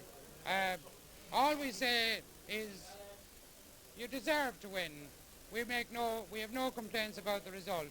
Naturally, we are very disappointed that on our own part, we didn't play as well as we expected to play. We expected a very close match and a very tight match, but on the day, we'll have to try and find out what went wrong that we didn't play as well as we should have. Perhaps Cork were too good, that may be, but we feel somehow we didn't give a good account of ourselves there, the best possible account of ourselves. Even at half-time we were very much in the match, but somehow in the second half we didn't seem to play up to our best standards, and we can't take anything from Cork's victory. All I'll say is Cork seem to have a burning ambition to win the All-Ireland in centenary year. I would just like to say for Offaly, we'd be glad to win one any year, whether it's centenary year or not. And all we have to do now is go back, pick up the pieces, try and get going again, and we hope we'll be back in 1985, and maybe we'll meet you again and have another joust and try and change the result, and that's what we'll be working to do. So once again, congratulations to Cork. It was a very sporting game. It was very well contested on both sides. There wasn't a wrong stroke in the whole match, and it was played as the game should be played. It was a great occasion. You deserved your win, and we congratulate you. Thank you. That's Father Sean Heaney, of course, who is the chairman of the Offaly County Board. Pat Fleury and John Fenton, the 2 captains, are with me now. Pat, what did go wrong? Well, it's hard to analyse really so quickly after the game. It was very close all through the first half, and obviously it was a question of whichever team it clicked for after half time. And I think John here and John Hartnett, they came on top in the middle of the field. And the Cork half-back line, they came on top a little bit also, and they more or less held that grip on the game right throughout the second half. And what was even more important, they got the scores that counted. They built up a lead, they went 4, 5, 6 points, and then they went into a 10 or 11 point lead. And that was literally, for us, it was unassailable at that stage. We just wouldn't be able to get back into it, try as we might. We just had lost the impetus at that stage. Cork at that stage were brimming with confidence, and they were more or less hurling at their ease entering the final quarter there, you know. Pat Drury, thank you very much indeed. It's not an easy thing to come into a dressing room like this and try to explain it all away, but you did a very good job. Thank you, Pat. John Fenton, you must be very, very pleased. Yes, we are. We set out to win this All-Ireland back last October, and we were very determined to do it, and we did it, and we're very happy. You were quoted as saying during the week that your biggest thrill so far was captaining Middleton to victory in the county final in Cork last year. How does this compare, John? Well, Joe, without that I wouldn't be here today as captain of Cork, so I think that I think will always remain my the greatest moment in my hurling career, but I think this will run at a very close second. As Michael O'Hare said in his commentary, not so long ago you weren't able to command a regular place on the Cork team. All that has now changed all of a sudden. Can you explain it at all? No, I can't. Like last year meant everything to us in Middleton. Our confidence grew. We won the county. It was the breakthrough that we wanted, and we were determined. And I was very determined to make sure that, as a Middleton man, we promised it last year after the county final we'd bring home the McCarthy Cup, and I was very determined, and the Middleton lads were, that we would do that, and we have done it. We should explain that there was a huge Middleton contingent in the Cork side, 6 of you in all involved. Yeah, there was. That was just as a direct result of our county championship win last year. I think we were unlucky maybe not to have another few more on the pan, but we can't be that greedy. Your partnership with Pat Hartnett in midfield in particular really served you well today. He marked Joachim Kelly. Yeah, Pat is a great player. He's going to be one of the greatest players, I think, in the history of Cork. He's only 22. It was his first All-Ireland. He had a great game today. He's had a great year. And, well, I think we're clubmen and we know each other very well, and both on and off the field. And, well, it helps. It certainly does. John Fenton, enjoy your victory and have a good night tonight. Let's have a chat now with Ger Cunningham, the goalkeeper. Ger, a fairly easy second half for you, really. Possibly from a team's point of view, but you have to be on your toes the whole time, Joe. You can never take a chance. Even when we went 3, 4, 5 points ahead, we had to keep plugging, and there was always a danger of Offaly might come back. You made 1 or 2 vital saves just before half-time, however, when the score was very narrow, just a point between the teams. Do you remember one in particular just on the call of half-time? That's right. I think I can't remember exactly how it came through, but the ball seemed to break to one of the forwards coming through, and he flicked it past me. I think it hit the heel of my boot. I went over and I think Mark Conning was coming in and just put him off a small bit. He just missed it a small bit, but that's the look, wins all Ireland's for you. Were you nervous going into this match, especially as you'd been in the Cork team for the last 2 years, beaten in both finals against Kilkenny? Yeah, I was glad to be nervous, because I think when you are nervous, you're on edge. But I think the fact of we have learned from the last 2 All-Irelands, we're very determined today. Cork have won 3 in a row in the past, but they've never lost the 3 in a row. And so we were very determined. We were meeting one of the first Cork team. You had to lose 3 in a row. We were very, very determined going out. Let us into a little secret. Would you have preferred to have been playing Kilkenny? Not exactly, no. I think on the day, whoever comes through the series, we came through Munster, possibly fairly luckily at times. We came through Offaly, came through Leinster. That's the name of the game. Whoever comes out must take the cup. Okay, that's Ger Cunningham, the goalkeeper. Well done, Ger. Enjoy your drink of Little Orange and milk. We're going to chat now with Kevin Hennessy, scorer of that second goal. Big, tall man, Kevin. How did you score that second goal? What do you remember about it? Well, I remember I passed the ball back to Jimmy Barry, and the shot came in, and Jimmy Martin did his best to stop it. He spun up, I not doing tap it in, Just before half-time, you went in full forward. The idea, I think, was to bring Eugene Coughlin out from his full-back position and exploit some gaps in the back. Was that correct? That's correct, yeah. We've done that in a few games, I mean, I'm told by the coach what to do, whether to stay in or come out. They choose to play a roaming game there for 10 minutes before half-time, try to create a bit of space inside. It didn't really work before half-time, so they reverted back at half-time. You had it very easily in the second half, and many people, I would imagine, found it rather a tedious game before the end. How did it feel to play out there? Well, during the first half, it was really, ball for ball. Second half we were point up on it. We got the early scores, and we settled down a bit better. But it's a long time to the final whistle when you have to lose into All-Ireland, you know, and you don't care how slow it is or how fast it is, as long as you win at the end, you know. Of course, it's never been done. No side has ever lost 3 All-Irelands on the trot. Kevin Hennessy, well done. Let's have a chat now with the county chairman, who's Derry Gowan from Fermoy. Derry, another very satisfactory afternoon for you. That's right indeed, Ger, and I would like to say a sincere word of thanks to Father Sean Heaney, the chairman of the Offaly County Board, and John Dowling, the county secretary, on very sportingly coming in here to congratulate us after the match. It was a great day for Cork, really, and our players deserve the greatest credit for coming back after the defeats in 2 All-Irelands. They showed great determination and perseverance today.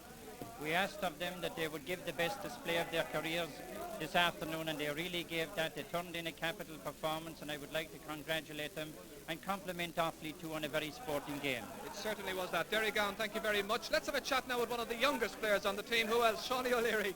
Come in here, Shawnee. 2 goals, and you could have even had a hat-trick. Could have had 4, Ger. With a bit of luck. But I was delighted to get 2, Ger, to be honest with you. They have been scarce enough all along, and it was great to get 2 today. Well, you were out for the semi-final. Did you feel that your position was anyway in jeopardy at all?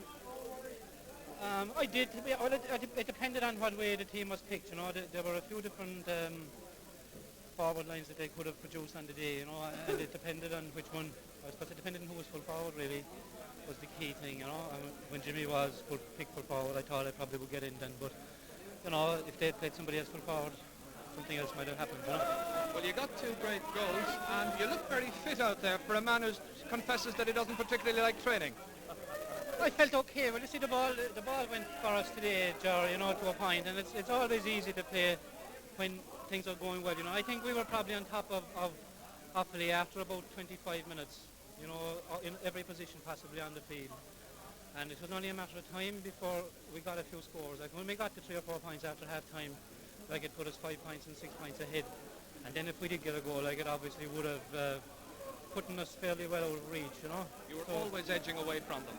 We were really in the second half, yeah. Once the first 10 minutes of the second half was gone, we seemed to have been well on top, you know. Johnny O'Leary from Youghal, but who lives in Middleton. A great day for Middleton, a great day for Cork. Thank you very much indeed. Let's turn now, as he's congratulated as he makes his way off, to John Cronin. Now, John is from Blackpool. Come in here to us, John. And he's known affectionately as the Kid. And John, where did you get that name? I was the youngest in the boxing team one time, professional boxing team. And well, you're a former professional boxer, and you're the masseur with the Cork team, and you're very much the character of the whole group, I think. That's quite right. When you came into the dressing room after the match, they all reached over for you and said, congratulations, well done, John. How do you feel right now? Well, I'm very proud of the lads. They were, it was very disappointing with the last 2 years, like, and especially for the players that played in the last 2, Jimmy Barry and Shawnee and Timmy and them, like. But it's made up for the whole lot now, winning it the year it was, like, you know, and they deserve it because they trained very hard, you know what I mean? You told me once not to call you John, to call you Kid, because they wouldn't know you in Blackpool otherwise. So, Kid, enjoy your success. Let's have a chat now with the Auxiliary Bishop of Cork, a hurling man, Dr. John Buckley. You must be very, very pleased with the success. Yes, I know indeed. you are a hurling fan. Yes, indeed. It was a great victory. And I think Cork had tremendous motivation. They were hungry for victory today. And in the second half, they displayed their skills. We were really proud of them. Playing the match in Semple Stadium in Thurles, do you think it's something that maybe should be repeated at some other stage to take the final out of Croke Park? That is a problem as regards accommodation. We are told, for example, that Croke Park would accommodate 20,000 people more. But I suppose this was the most appropriate year, the centenary of the GAA, to play it here in Semple Stadium, and we are delighted, of course, to be the victors today. And what of the future of this team now? Do you think that they can possibly go on? I think they're a young team, and I think they will win more All-Irelands. Tremendously motivated team. Okay, Dr. John Buckley, Assistant Bishop of Cork, thank you very much indeed for joining us. We're going to now return from the relative craziness of this dressing room to, I'm sure, the calm and assurance of the commentary position where Michael O'Hare is standing by.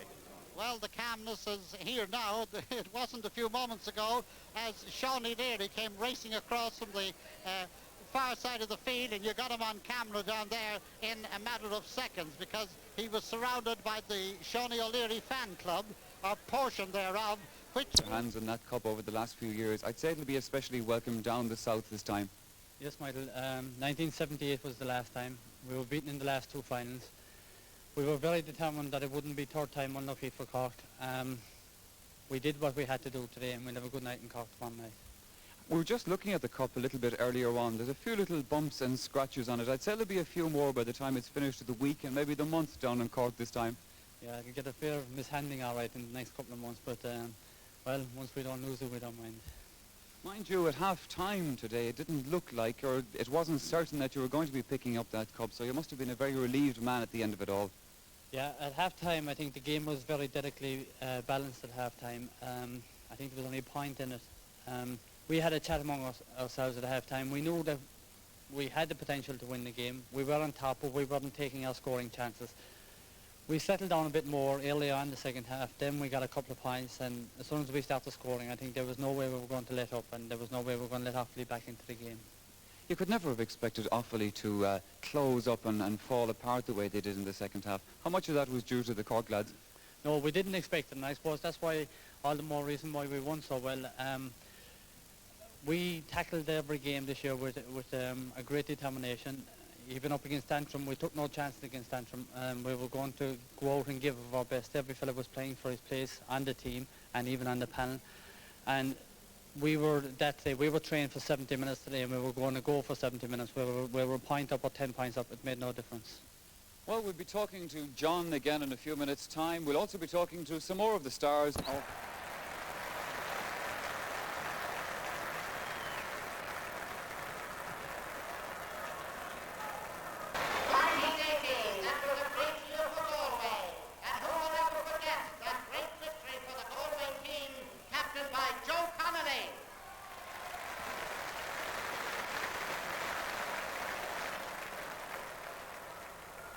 In 1978, that dapper forward, Charlie McCarthy.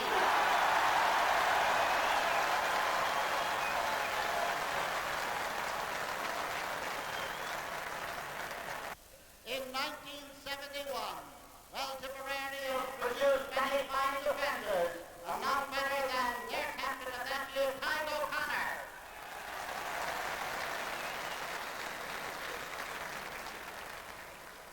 Back now to 1942, a man who was captain, a leader of men, Jack Lynch.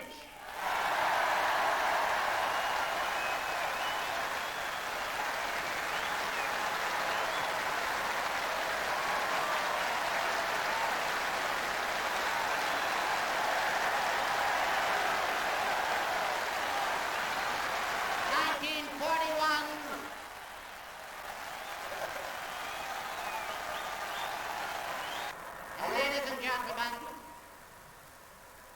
that brings us to our final captain.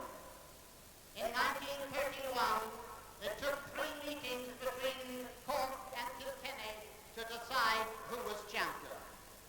Cork eventually won, thanks to the leadership of the captain of the 1931 Cork team, Udi Corlin.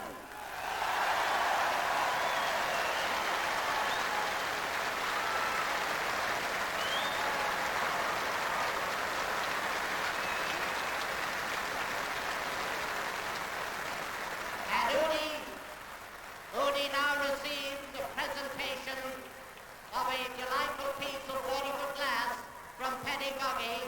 It's a symbolic presentation. All the other captains will get similar presentations. Well, Sinead na captain and Shin, agus nor could on alter for Drompa, and well did I deserve it. The surviving captains of many a great battles in All-Ireland finals, most of them, if not all, played in Croke Park. More than 38 memorable seasons. Jack Lynch there moving out of picture, warmly saluted by the crowd, and Jim Lanigan from Tipperary there, the last man to win an All-Ireland outside of Croke Park. That was in 1937 when the All-Ireland was played in Fitzgerald Stadium in Killarney, and just behind him you've got the oldest surviving man from Blackrock in Cork, Udi Corlin. And here, President Hillary being escorted onto the field by Paddy Buggy, and walking over, first of all, to meet the captain of the Cork team and he is going down the line and introducing his various players to the president. John Fenton introducing Kevin Hennessy, Tim Crowley, Tony O'Sullivan, Tomas Mulcahy, Jimmy Barry Murphy and Shawnee Leary. And now up to the men from Offaly. John Fenton picks up his helmet. In fact, the referee and the sideline men being introduced to the president. And now Pat Fleury introducing the team with Damien Martin along there, the first one, and going right down the line of the entire team. In there, the little man, that's Ger Copton, that's Joachim Kelly, and on up now to the red-haired but covered Pat Carroll, and Corey Corden there, and then the delightful... There in Thurles today, and one man that's definitely enjoyed looking at that again, standing beside me right now, Tony O'Sullivan. Tony, you certainly enjoyed yourself down there today. I did, yeah. Yeah, it was great to be involved in it, you know, the year that's in it. I think we played extremely well, especially in the second half. You know, the half-back line, especially in Johnny Crowley, I suppose. But, you know, we worked hard at it all for the last couple of weeks there. Well, of course, Tony, it was especially great for yourself to be involved in all of this because 2 years ago you were there, one of the stars of the Cork team, and then you faded away for a year or two.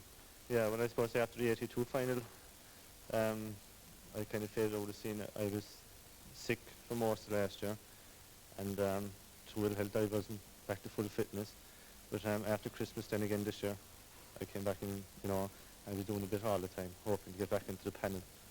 Were you ever worried that you mightn't make it back into this side again if you thought they were going to win the All-Ireland? Well, I was worried, all right, because everyone in the panel seemed to be playing well at that stage. And I think by playing with my club, that brought me back onto the panel, you know. Well, congratulations. Well done today, Tony. Right now, Mick Dunn has somebody else for us to meet. John Fenton, you must be getting fairly tired now in the last year walking up and down steps to take cups. This is the 5th time you've gone up to a presentation dais between club and county to accept a cup. 6th time actually, Mick. But, What was the 6th one? but,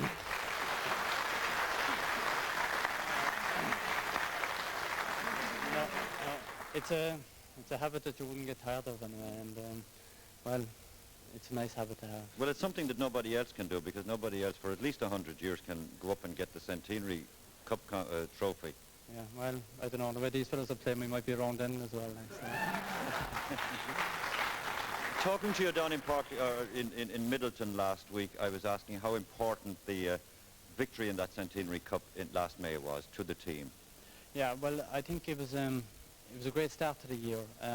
I think at the start of the competition we had we weren't too really worried whether we progressed or not, and then we had club games coming up, so we never fielded a proper team until the semi-final against Offaly. And I think that was a great victory and a great boost to us, and it made us all the more determined to go and make it to Dublin. Well, that determination paid off. Congratulations again, John. Thank you very much. Thanks.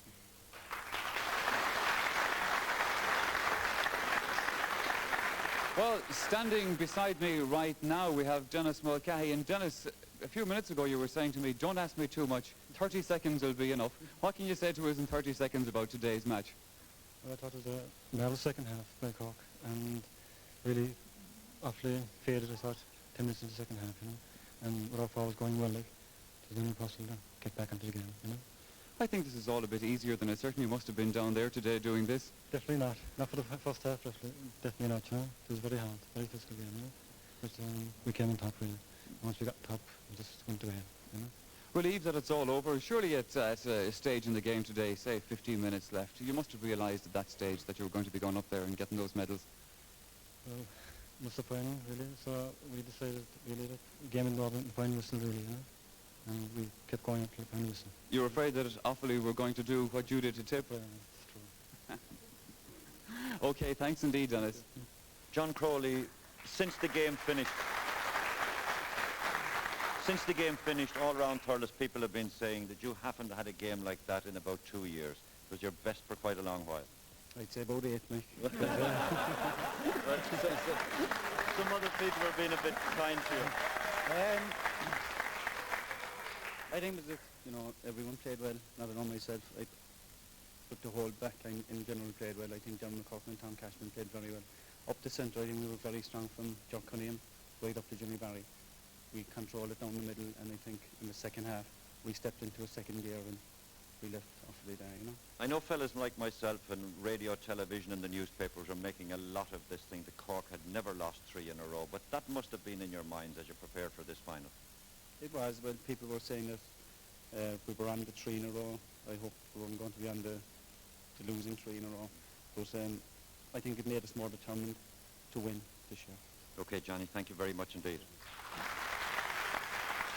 Standing beside me right now, we have Dermot McCurtain, and I emphasise standing because he didn't want to get up.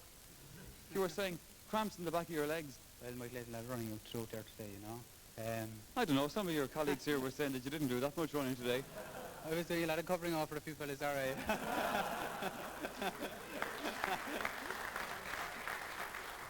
Well, you must have been, because the half-back line played extremely well today, so you're taking credit for all of that. Well, I think John Crowley's performance as centre-back, it was one of the best I've seen for a couple of years, and I think all the team played exceptionally well today. So I'd have to single out John. Are you just saying that now because he's saying nice things about you? Not really, Michael, no. I know his display today, I think, was exceptional, you know, and I think especially when we were under pressure in the first half and early on in the second half, you know, I think he caught some great balls and his clearances were excellent. It certainly was. You weren't bad either. Well done, Dermot. Well done. Chair Cunningham, that determination that was in the Cork team, there was confidence too almost from the beginning. Yourself, you brought off an early save. Did you feel this running right through the team, that you were playing with self-assurance? Yeah, I thought so. It is probably important maybe in a goalkeeper's position to get a good start, and luckily I got a ball coming in. I was able to clear it today. But I felt that was all through the team today, determination, which we're speaking of. Yet, when Offaly kept getting the lead, scores were level 4 times in that first half. Were you a little bit anxious? At times I was. I felt that we weren't opening it up. I felt we were playing into Offaly's hands by slowing it down a bit. But we got a brief at half-time. We were told to kind of speed it up a bit, and we were told to keep the ball flying. Once we started off in the second half, there was no danger, really. What did those 5 selectors, they're sitting down there in the front row, what did they actually say to you at half-time? I couldn't repeat it. Would you not? Couldn't repeat it. Even though there's a clergyman down there, surely he didn't say what you couldn't repeat. He's the worst of them. Father Michael O'Brien, do you acknowledge that? So, there was feeling then in the second half, obviously there must have been some stage when you knew things were going to go right, that you had the winning of this game. Yeah, I felt after half-time, if we got a couple of points, we were ahead of half-time by a point, and I felt if we kept plugging away, got 2 points, maybe 3 points ahead, once we were going from there, there was no danger. Okay, Ger Cunningham. Donald O'Grady beside me right now. Donald, you were saying that you wanted to say hello to somebody. I think it's Porry Corrin, isn't that right? Not quite. Michael, I said hello to him today after the match. You certainly had your hands full with him today now. I think he started very well. I think that us as a team, we started a bit tentatively. I think that we were half afraid of making mistakes, maybe in view of losing last year's All-Ireland and the year before. You know, I think that we were a bit nervous, and I think the goal that we got before half-time, that settled us, and that we went on to play very well from then, you know. Mind you, for one of the older players, let's say, on the Offaly team, he was running you around the field an awful lot. He had you up and down nearly to the half line most of the time. That was Porry Horton, Michael, was it? Porry, yeah. That's quite right, Michael. He started to roam out the field a bit, but thanks be to God, the ball started going in behind us, and Ger Cunningham picked up a few nice clearances, you know. So I thought with about 15 minutes to go, I think that we had it, and when our young corner forward and got the goal, I think that was the icing on the cake for us. He'd like you for describing him like that, by the way. Well, I mean, he's just a year or two older than myself, so I like to say he's young, you know. Now, you do genuinely want to say hello to somebody before you finish? I do, Michael, yeah. I want to say hello to my son Kevin here. He's only 2, I don't know whether he knows, but and especially to David and Bobby Jackson in Sugargrove Park and Bishopstone. They were looking at the match and they were vastly enthusiastic over it. Very good. Thank you. Thank you. Thanks. Jimmy Barry Murphy, those disappointments of 82 and 83, they're all scrubbed out now by that victory today, aren't they? Definitely, yeah, Mick. I think this is the All-Ireland Cork people wanted to win, and I remember in coming out of Cork Park in '82, Justin McCarthy said to me that he felt that Cork should be gearing themselves for Thurles in '84. But the atmosphere there on the pitch would suit us, and I think he was proved right today. And Cork players loved that Thurles pitch. Cork players all down the decades have loved it. You particularly were all saying to me last week that you were really felt at home in it, and you played like that today. Yeah, well, even in the Munster final, you know, when things didn't look good for us, we kept plugging away, and it's the type of pitch and the atmosphere that tends to suit Cork teams, the style of hurling we play, I think. And I think once the final was fixed for Thurles, we were pretty confident about it. I remember the day at the reception after '82, Jimmy Barry Murphy was talking about maybe he might retire. Are you glad you didn't know? Well, I took one look at Sean Larry the week after match, so I may play for another 5 years.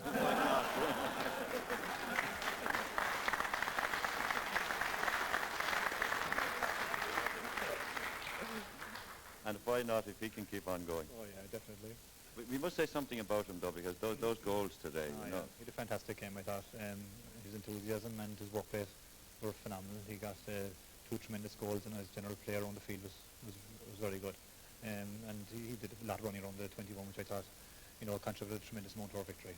There was a lot of movement around the attack. How much of all of this was planned, or how much is planned before you come out on the field? Yeah, I think in hurling, you can't plan anything like that really. You know, you got to take every game as it comes. But we had the type of forwards where in every game of the championship we were doing that. Moss Mulcahy was going to the half forward line, Shawnee was ever switching, and Kevin Hensey was moving around a lot.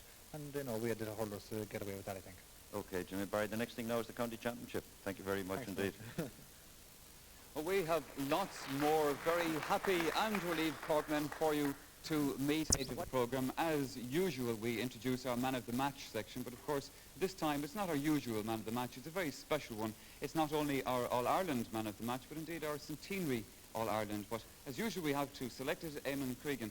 Eamon, it must have taken you a few minutes to settle down to the senior match today after all the excitement of the minor game in Limerick.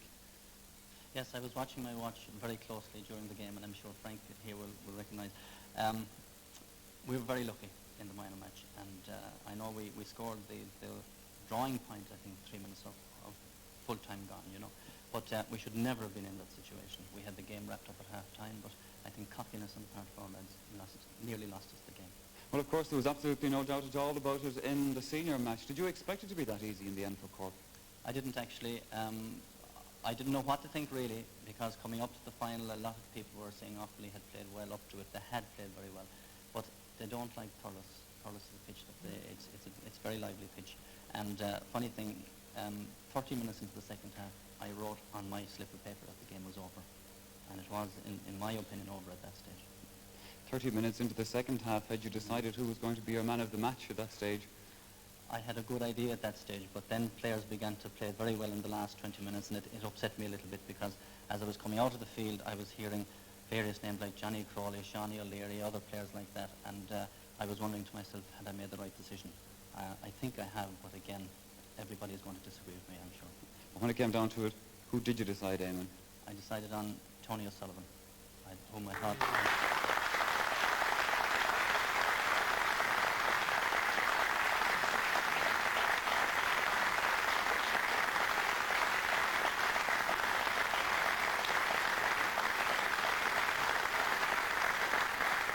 Well, congratulations indeed to Tony. You were just going to say, Eamon, what impressed you? He impressed me in the sense that he played very intelligent hurling, he was very sharp, and he took his scores very well. And for a lad who in 1972 seemed the bottom had fallen out of his world, he came back and he proved today that he has tremendous guts and tremendous determination. And to me, there was no doubt in my mind. Well, as always, we've picked out a few clips of Tony in action during today's match, so let's have a look at those right now. Some tremendous points in the first half that were very important to Cork. Yes, indeed. Here we see a ball from John Fenton. It comes to the half-forward line. Jimmy Barry Murphy looks up, flicks it out to Tony O'Sullivan, who runs a few yards with it, then coolly looks up, takes a shot, and shoots a very fine point. Now, that came at a stage of the game where Cork needed their scores. I think it was 3-3 at that stage, but he took it like a veteran. Now, here we see a free from John Hodgins. It will be a long free going down, and it's landing on the half-forward line. Again here Tony anticipates the ball, runs through, again he's through, no one on him, picks his shot, and he scores another fine point. Here is a ball, a typical Jimmy Barry ball. It's gone out to the right side of the field. He cuts it across the 21. Tomas Mulcahy lets it run through. Ger Coughlin here is pressurised, throws up the ball to hit it, misses it, and Tony again comes in, picks it up. With all the time in the world, he scores another point. Again, showing coolness under pressure. Now, here is a long-range touch by John Fenton. It will go the usual John Fenton touch in around the square. Kevin Hennessy catches a tremendous ball under pressure. Goes towards goal, hand passes. Damien Martin saves a great ball. Eugene Coughlin clears, half clears actually. Tony O'Sullivan runs after it, puts pressure on Ger Coughlin, who misses it. Tomas Mulcahy rises, but Tony takes it from him. Turns to his right side and scores a very good point. Again, just showing you the intelligence of the player there. Tomas throws it and he picked it up. Do you think that the form of the Cork half-forwards today surprised Offaly maybe a little bit on the day? I think so. I think because they were very strong, or at least we were told they were very strong in the half-back line. Yeah, well, they were supposed to be very strong in the half-back line, but it all depends on the day, on whether they play well or not on the day, and they didn't. The two wing-backs, Ger Coughlin started well, but didn't finish well, and Aidan Fogarty was in trouble, I think, from the very start. Okay, Eamon, thank you. Well, once again, congratulations to Tony. Now we're going to make the presentation, and to make this very special presentation, we have the Head of Sport in RTE, Fred Cogley. Well done, Tony. Well. The castle is delayed. And under 21 last Sunday. Yeah, well, the big one this Sunday in our date.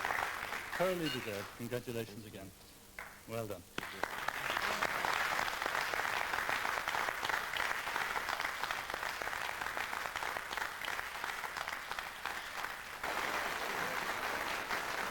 Tony O'Sullivan, then the man of the match, but the man standing beside me right now played his part as well today, Tomas Mulcahy. Tomas, I didn't realise when I was talking to the last man I spoke to on this side, to Donald O'Grady, that in fact he taught you in school. Does that say something about how young you are, or about how old he is? That's about how old he is, I think. Well, I can't say too much about what he was like in the classroom. He wasn't good anyway. But as a trainer on the hurling team, he was very good. I've won Dr. Hartley Cup in All-Ireland colleges with Tony as trainer, you know. So he proved very successful in that way. But as a... Well, he was insisting earlier on that he taught you everything, you know. Was that just hurling, or was it... What did he teach you in school, by the way? Well, I'm unemployed at the moment, and you know, he didn't teach me too much. Because... I think you're going to have to get back to him again for a few more lessons that he missed out on. Definitely, yeah. Maybe you were talking too much about hurling in those times in the class hall. That's it. It was all hurling during the class periods, you know. There was nothing being taught at all. All right, Tomas. Pat Hartnett, this really has been a dream summer for you, hasn't it? It has, all right, Mick. It's been a tremendous summer. Started back in May, I think, you know, that I called onto the panel against, I think it was clear in the quarter-final Centenary Cup. And I think it was Tom Cashin that was injured, you know. So I think the Centenary Cup has been run off every weekend, you know, consecutively. So I was on for the Clare game, and I was lucky enough to be on for the Offaly game again. And then we met Laois in the final, you know. And then the championship. We won't go into that too much about Laois, but you know, I've been interviewing you practically after every game, and you've been on the winning side every time, right up along. So, and it's all happened within a few months. And in fact, 2 medals now going into the Hartnett family, because your brother John in the panel as well. That's true, Mick. I've been tremendously lucky this summer, like, you know, with a Centenary medal and a Centenary All-Ireland medal now, like, so I couldn't have asked for any more. Indeed, there's not much left, Pat, for you to collect. With me right now is Tim Crowley. Tim, congratulations today. Yes, another honour, another medal to the collection. Does it get a little bit, not exactly boring after a while, but does it mean the same thing? It certainly means every medal, I think, or every championship you win means as much as the first one. And certainly today, after being beaten in the previous 2 years, today's medal is certainly a sweet one. Well, Tim, the last man we were talking to here, Tomas, one of the younger players on the Cork team, but you're pushing on a little bit in years now. Are you thinking about hanging up the hurley at this stage? Well, you know, the likes of Tomas and those fellas, the older fellas in the team have to kind of hand them out the ball, like we let them score, you know, himself and Tony O'Sullivan and these fellas, you know. So, you know, I think that they have to hang around with us for a while, you know. The legs... The old legs will stick it for another while then, will they, Tim? They'll stick tonight anyway, yes. Tom Cashman, what about the great sense of occasion there was there today? All of us not playing and around the stands and that felt a great sense of occasion. Did the players, or was it just another big match in Thurles on a pitch that's beloved of Cork players? Was that the way it felt to you? In a way, yes, Nick, but I think, you know, to win any All-Ireland is a great achievement. But I suppose this year, in the centenary year, one would tend to look back over the last 25 All-Irelands that Cork has won, you know. And you couldn't remember the last 25 that Cork won. A lot of people in Cork remember them, Nick, and, you know, we wanted to be one of them very, very badly, you know. But how different was it going out in Semple Stadium to, say, going out in Croke Park for an All-Ireland final? Was there, in fact, a difference? Definitely a difference. We won so many matches in Thurles. We felt going out there today, it was a, you know, it was a goal lead to us. You know? And in fact, a home ground for you, in a sense. Well, definitely. I mean, the Cork supporters would travel anywhere, but I mean, Thurles is like up the road for them, you know. Okay, Tom, thanks very much indeed. The last man on my side on the Cork team, but certainly not the least man. I know I'm going to have to take a little pause and I mention this man's name, Shawnee O'Leary.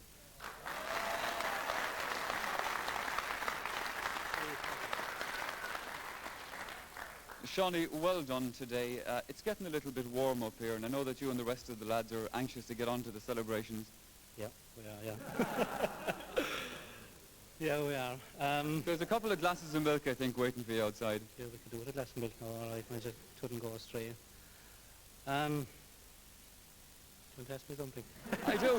I do actually. I want to ask you about one or two of those goals that you scored today. You always seem to have the happy knack of being in the right place at the right time. Today I was all right twice. Look at this now, there's one of them coming up here. Tell us about this one. Here's the ball. You don't remember what the lads said behind. Yeah. I don't know which.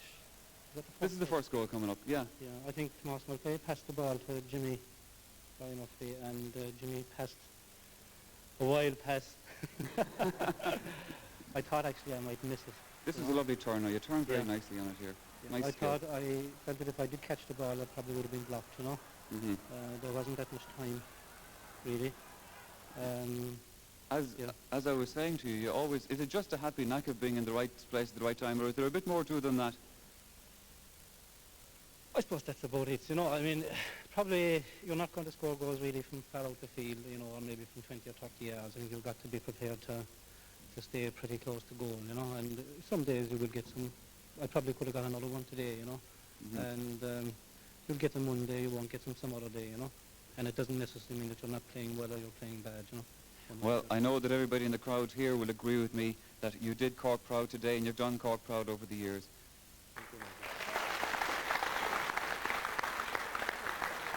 John Hodgins, from your position at left corner back, looking down the field now at Shawnee and the lads scoring goals and points like that, how does the feeling of confidence grow up? Is there a great feeling of relief that is not going to come back to you, that they're doing all the work down there? Oh, definitely, Mick. I mean, you know, it's no fun playing the full back line, and you're always under pressure there. But when you see fellas like Shawnee Leary and Kevin Hensey and those getting the scores below at the other end, you know, it is a great relief to you, you know. Yet the Offaly men were putting pressure on you in the first half. They went ahead 3 times, in fact. You had to draw level 3 times, but they weren't getting as many scores as in proportion to the amount of possession they had. That's true. I think that's a result of our backs, you know, putting the pressure on them, like, you know. But we stuck with them and we kept them out. I think we did our job well. You've played with great confidence this year, the defence particularly.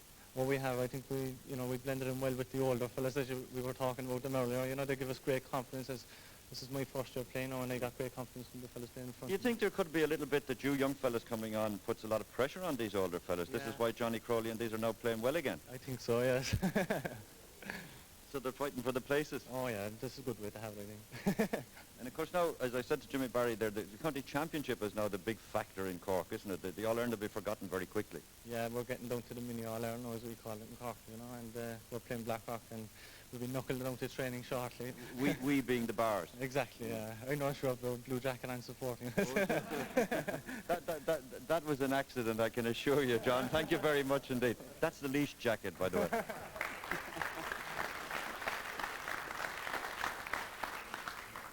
Well, standing beside me is, I think, the only member of the Cork team that I've spoken to so far that I've actually had to look up to, Kevin Hennessy. Kevin, I think a lot of the Offaly defenders are looking up to you as well by the end of today's match.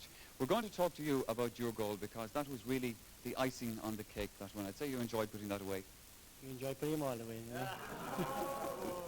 All right, Kevin, have a look at it here on the monitor. The ball is coming out. In fact, to you, it started off on your side of the field. Yes, well, Pat Flory paid to pick it that time, you know, and I was lucky just to be inside him, you know. And I just saw Jimmy and passed it to him. Jimmy spent a while kind of mucking around at it here, didn't he? He always does that, to be honest. Jimmy Martin did about that. Were you surprised to see the ball, you know, coming up out of Damien Duffy's hurl more than out of his hand like that in front of you? Well, he did well to stop it, you know. It was a good shot first day, and he had a tendency all day to, I think, to bat the ball out. So, I mean, I was watching it, hopefully he would do it. Yeah. And he did. I often wondered, and I'm sure a lot of people do, when a situation like that arises on the field and the ball suddenly appears in front of you, in front of the goal, do you just automatically bang it away, or do you say to yourself, oh God, here's the ball in front of me, what am I going to do with it? You hope for the best the second one, you know. Try and hit it if you can.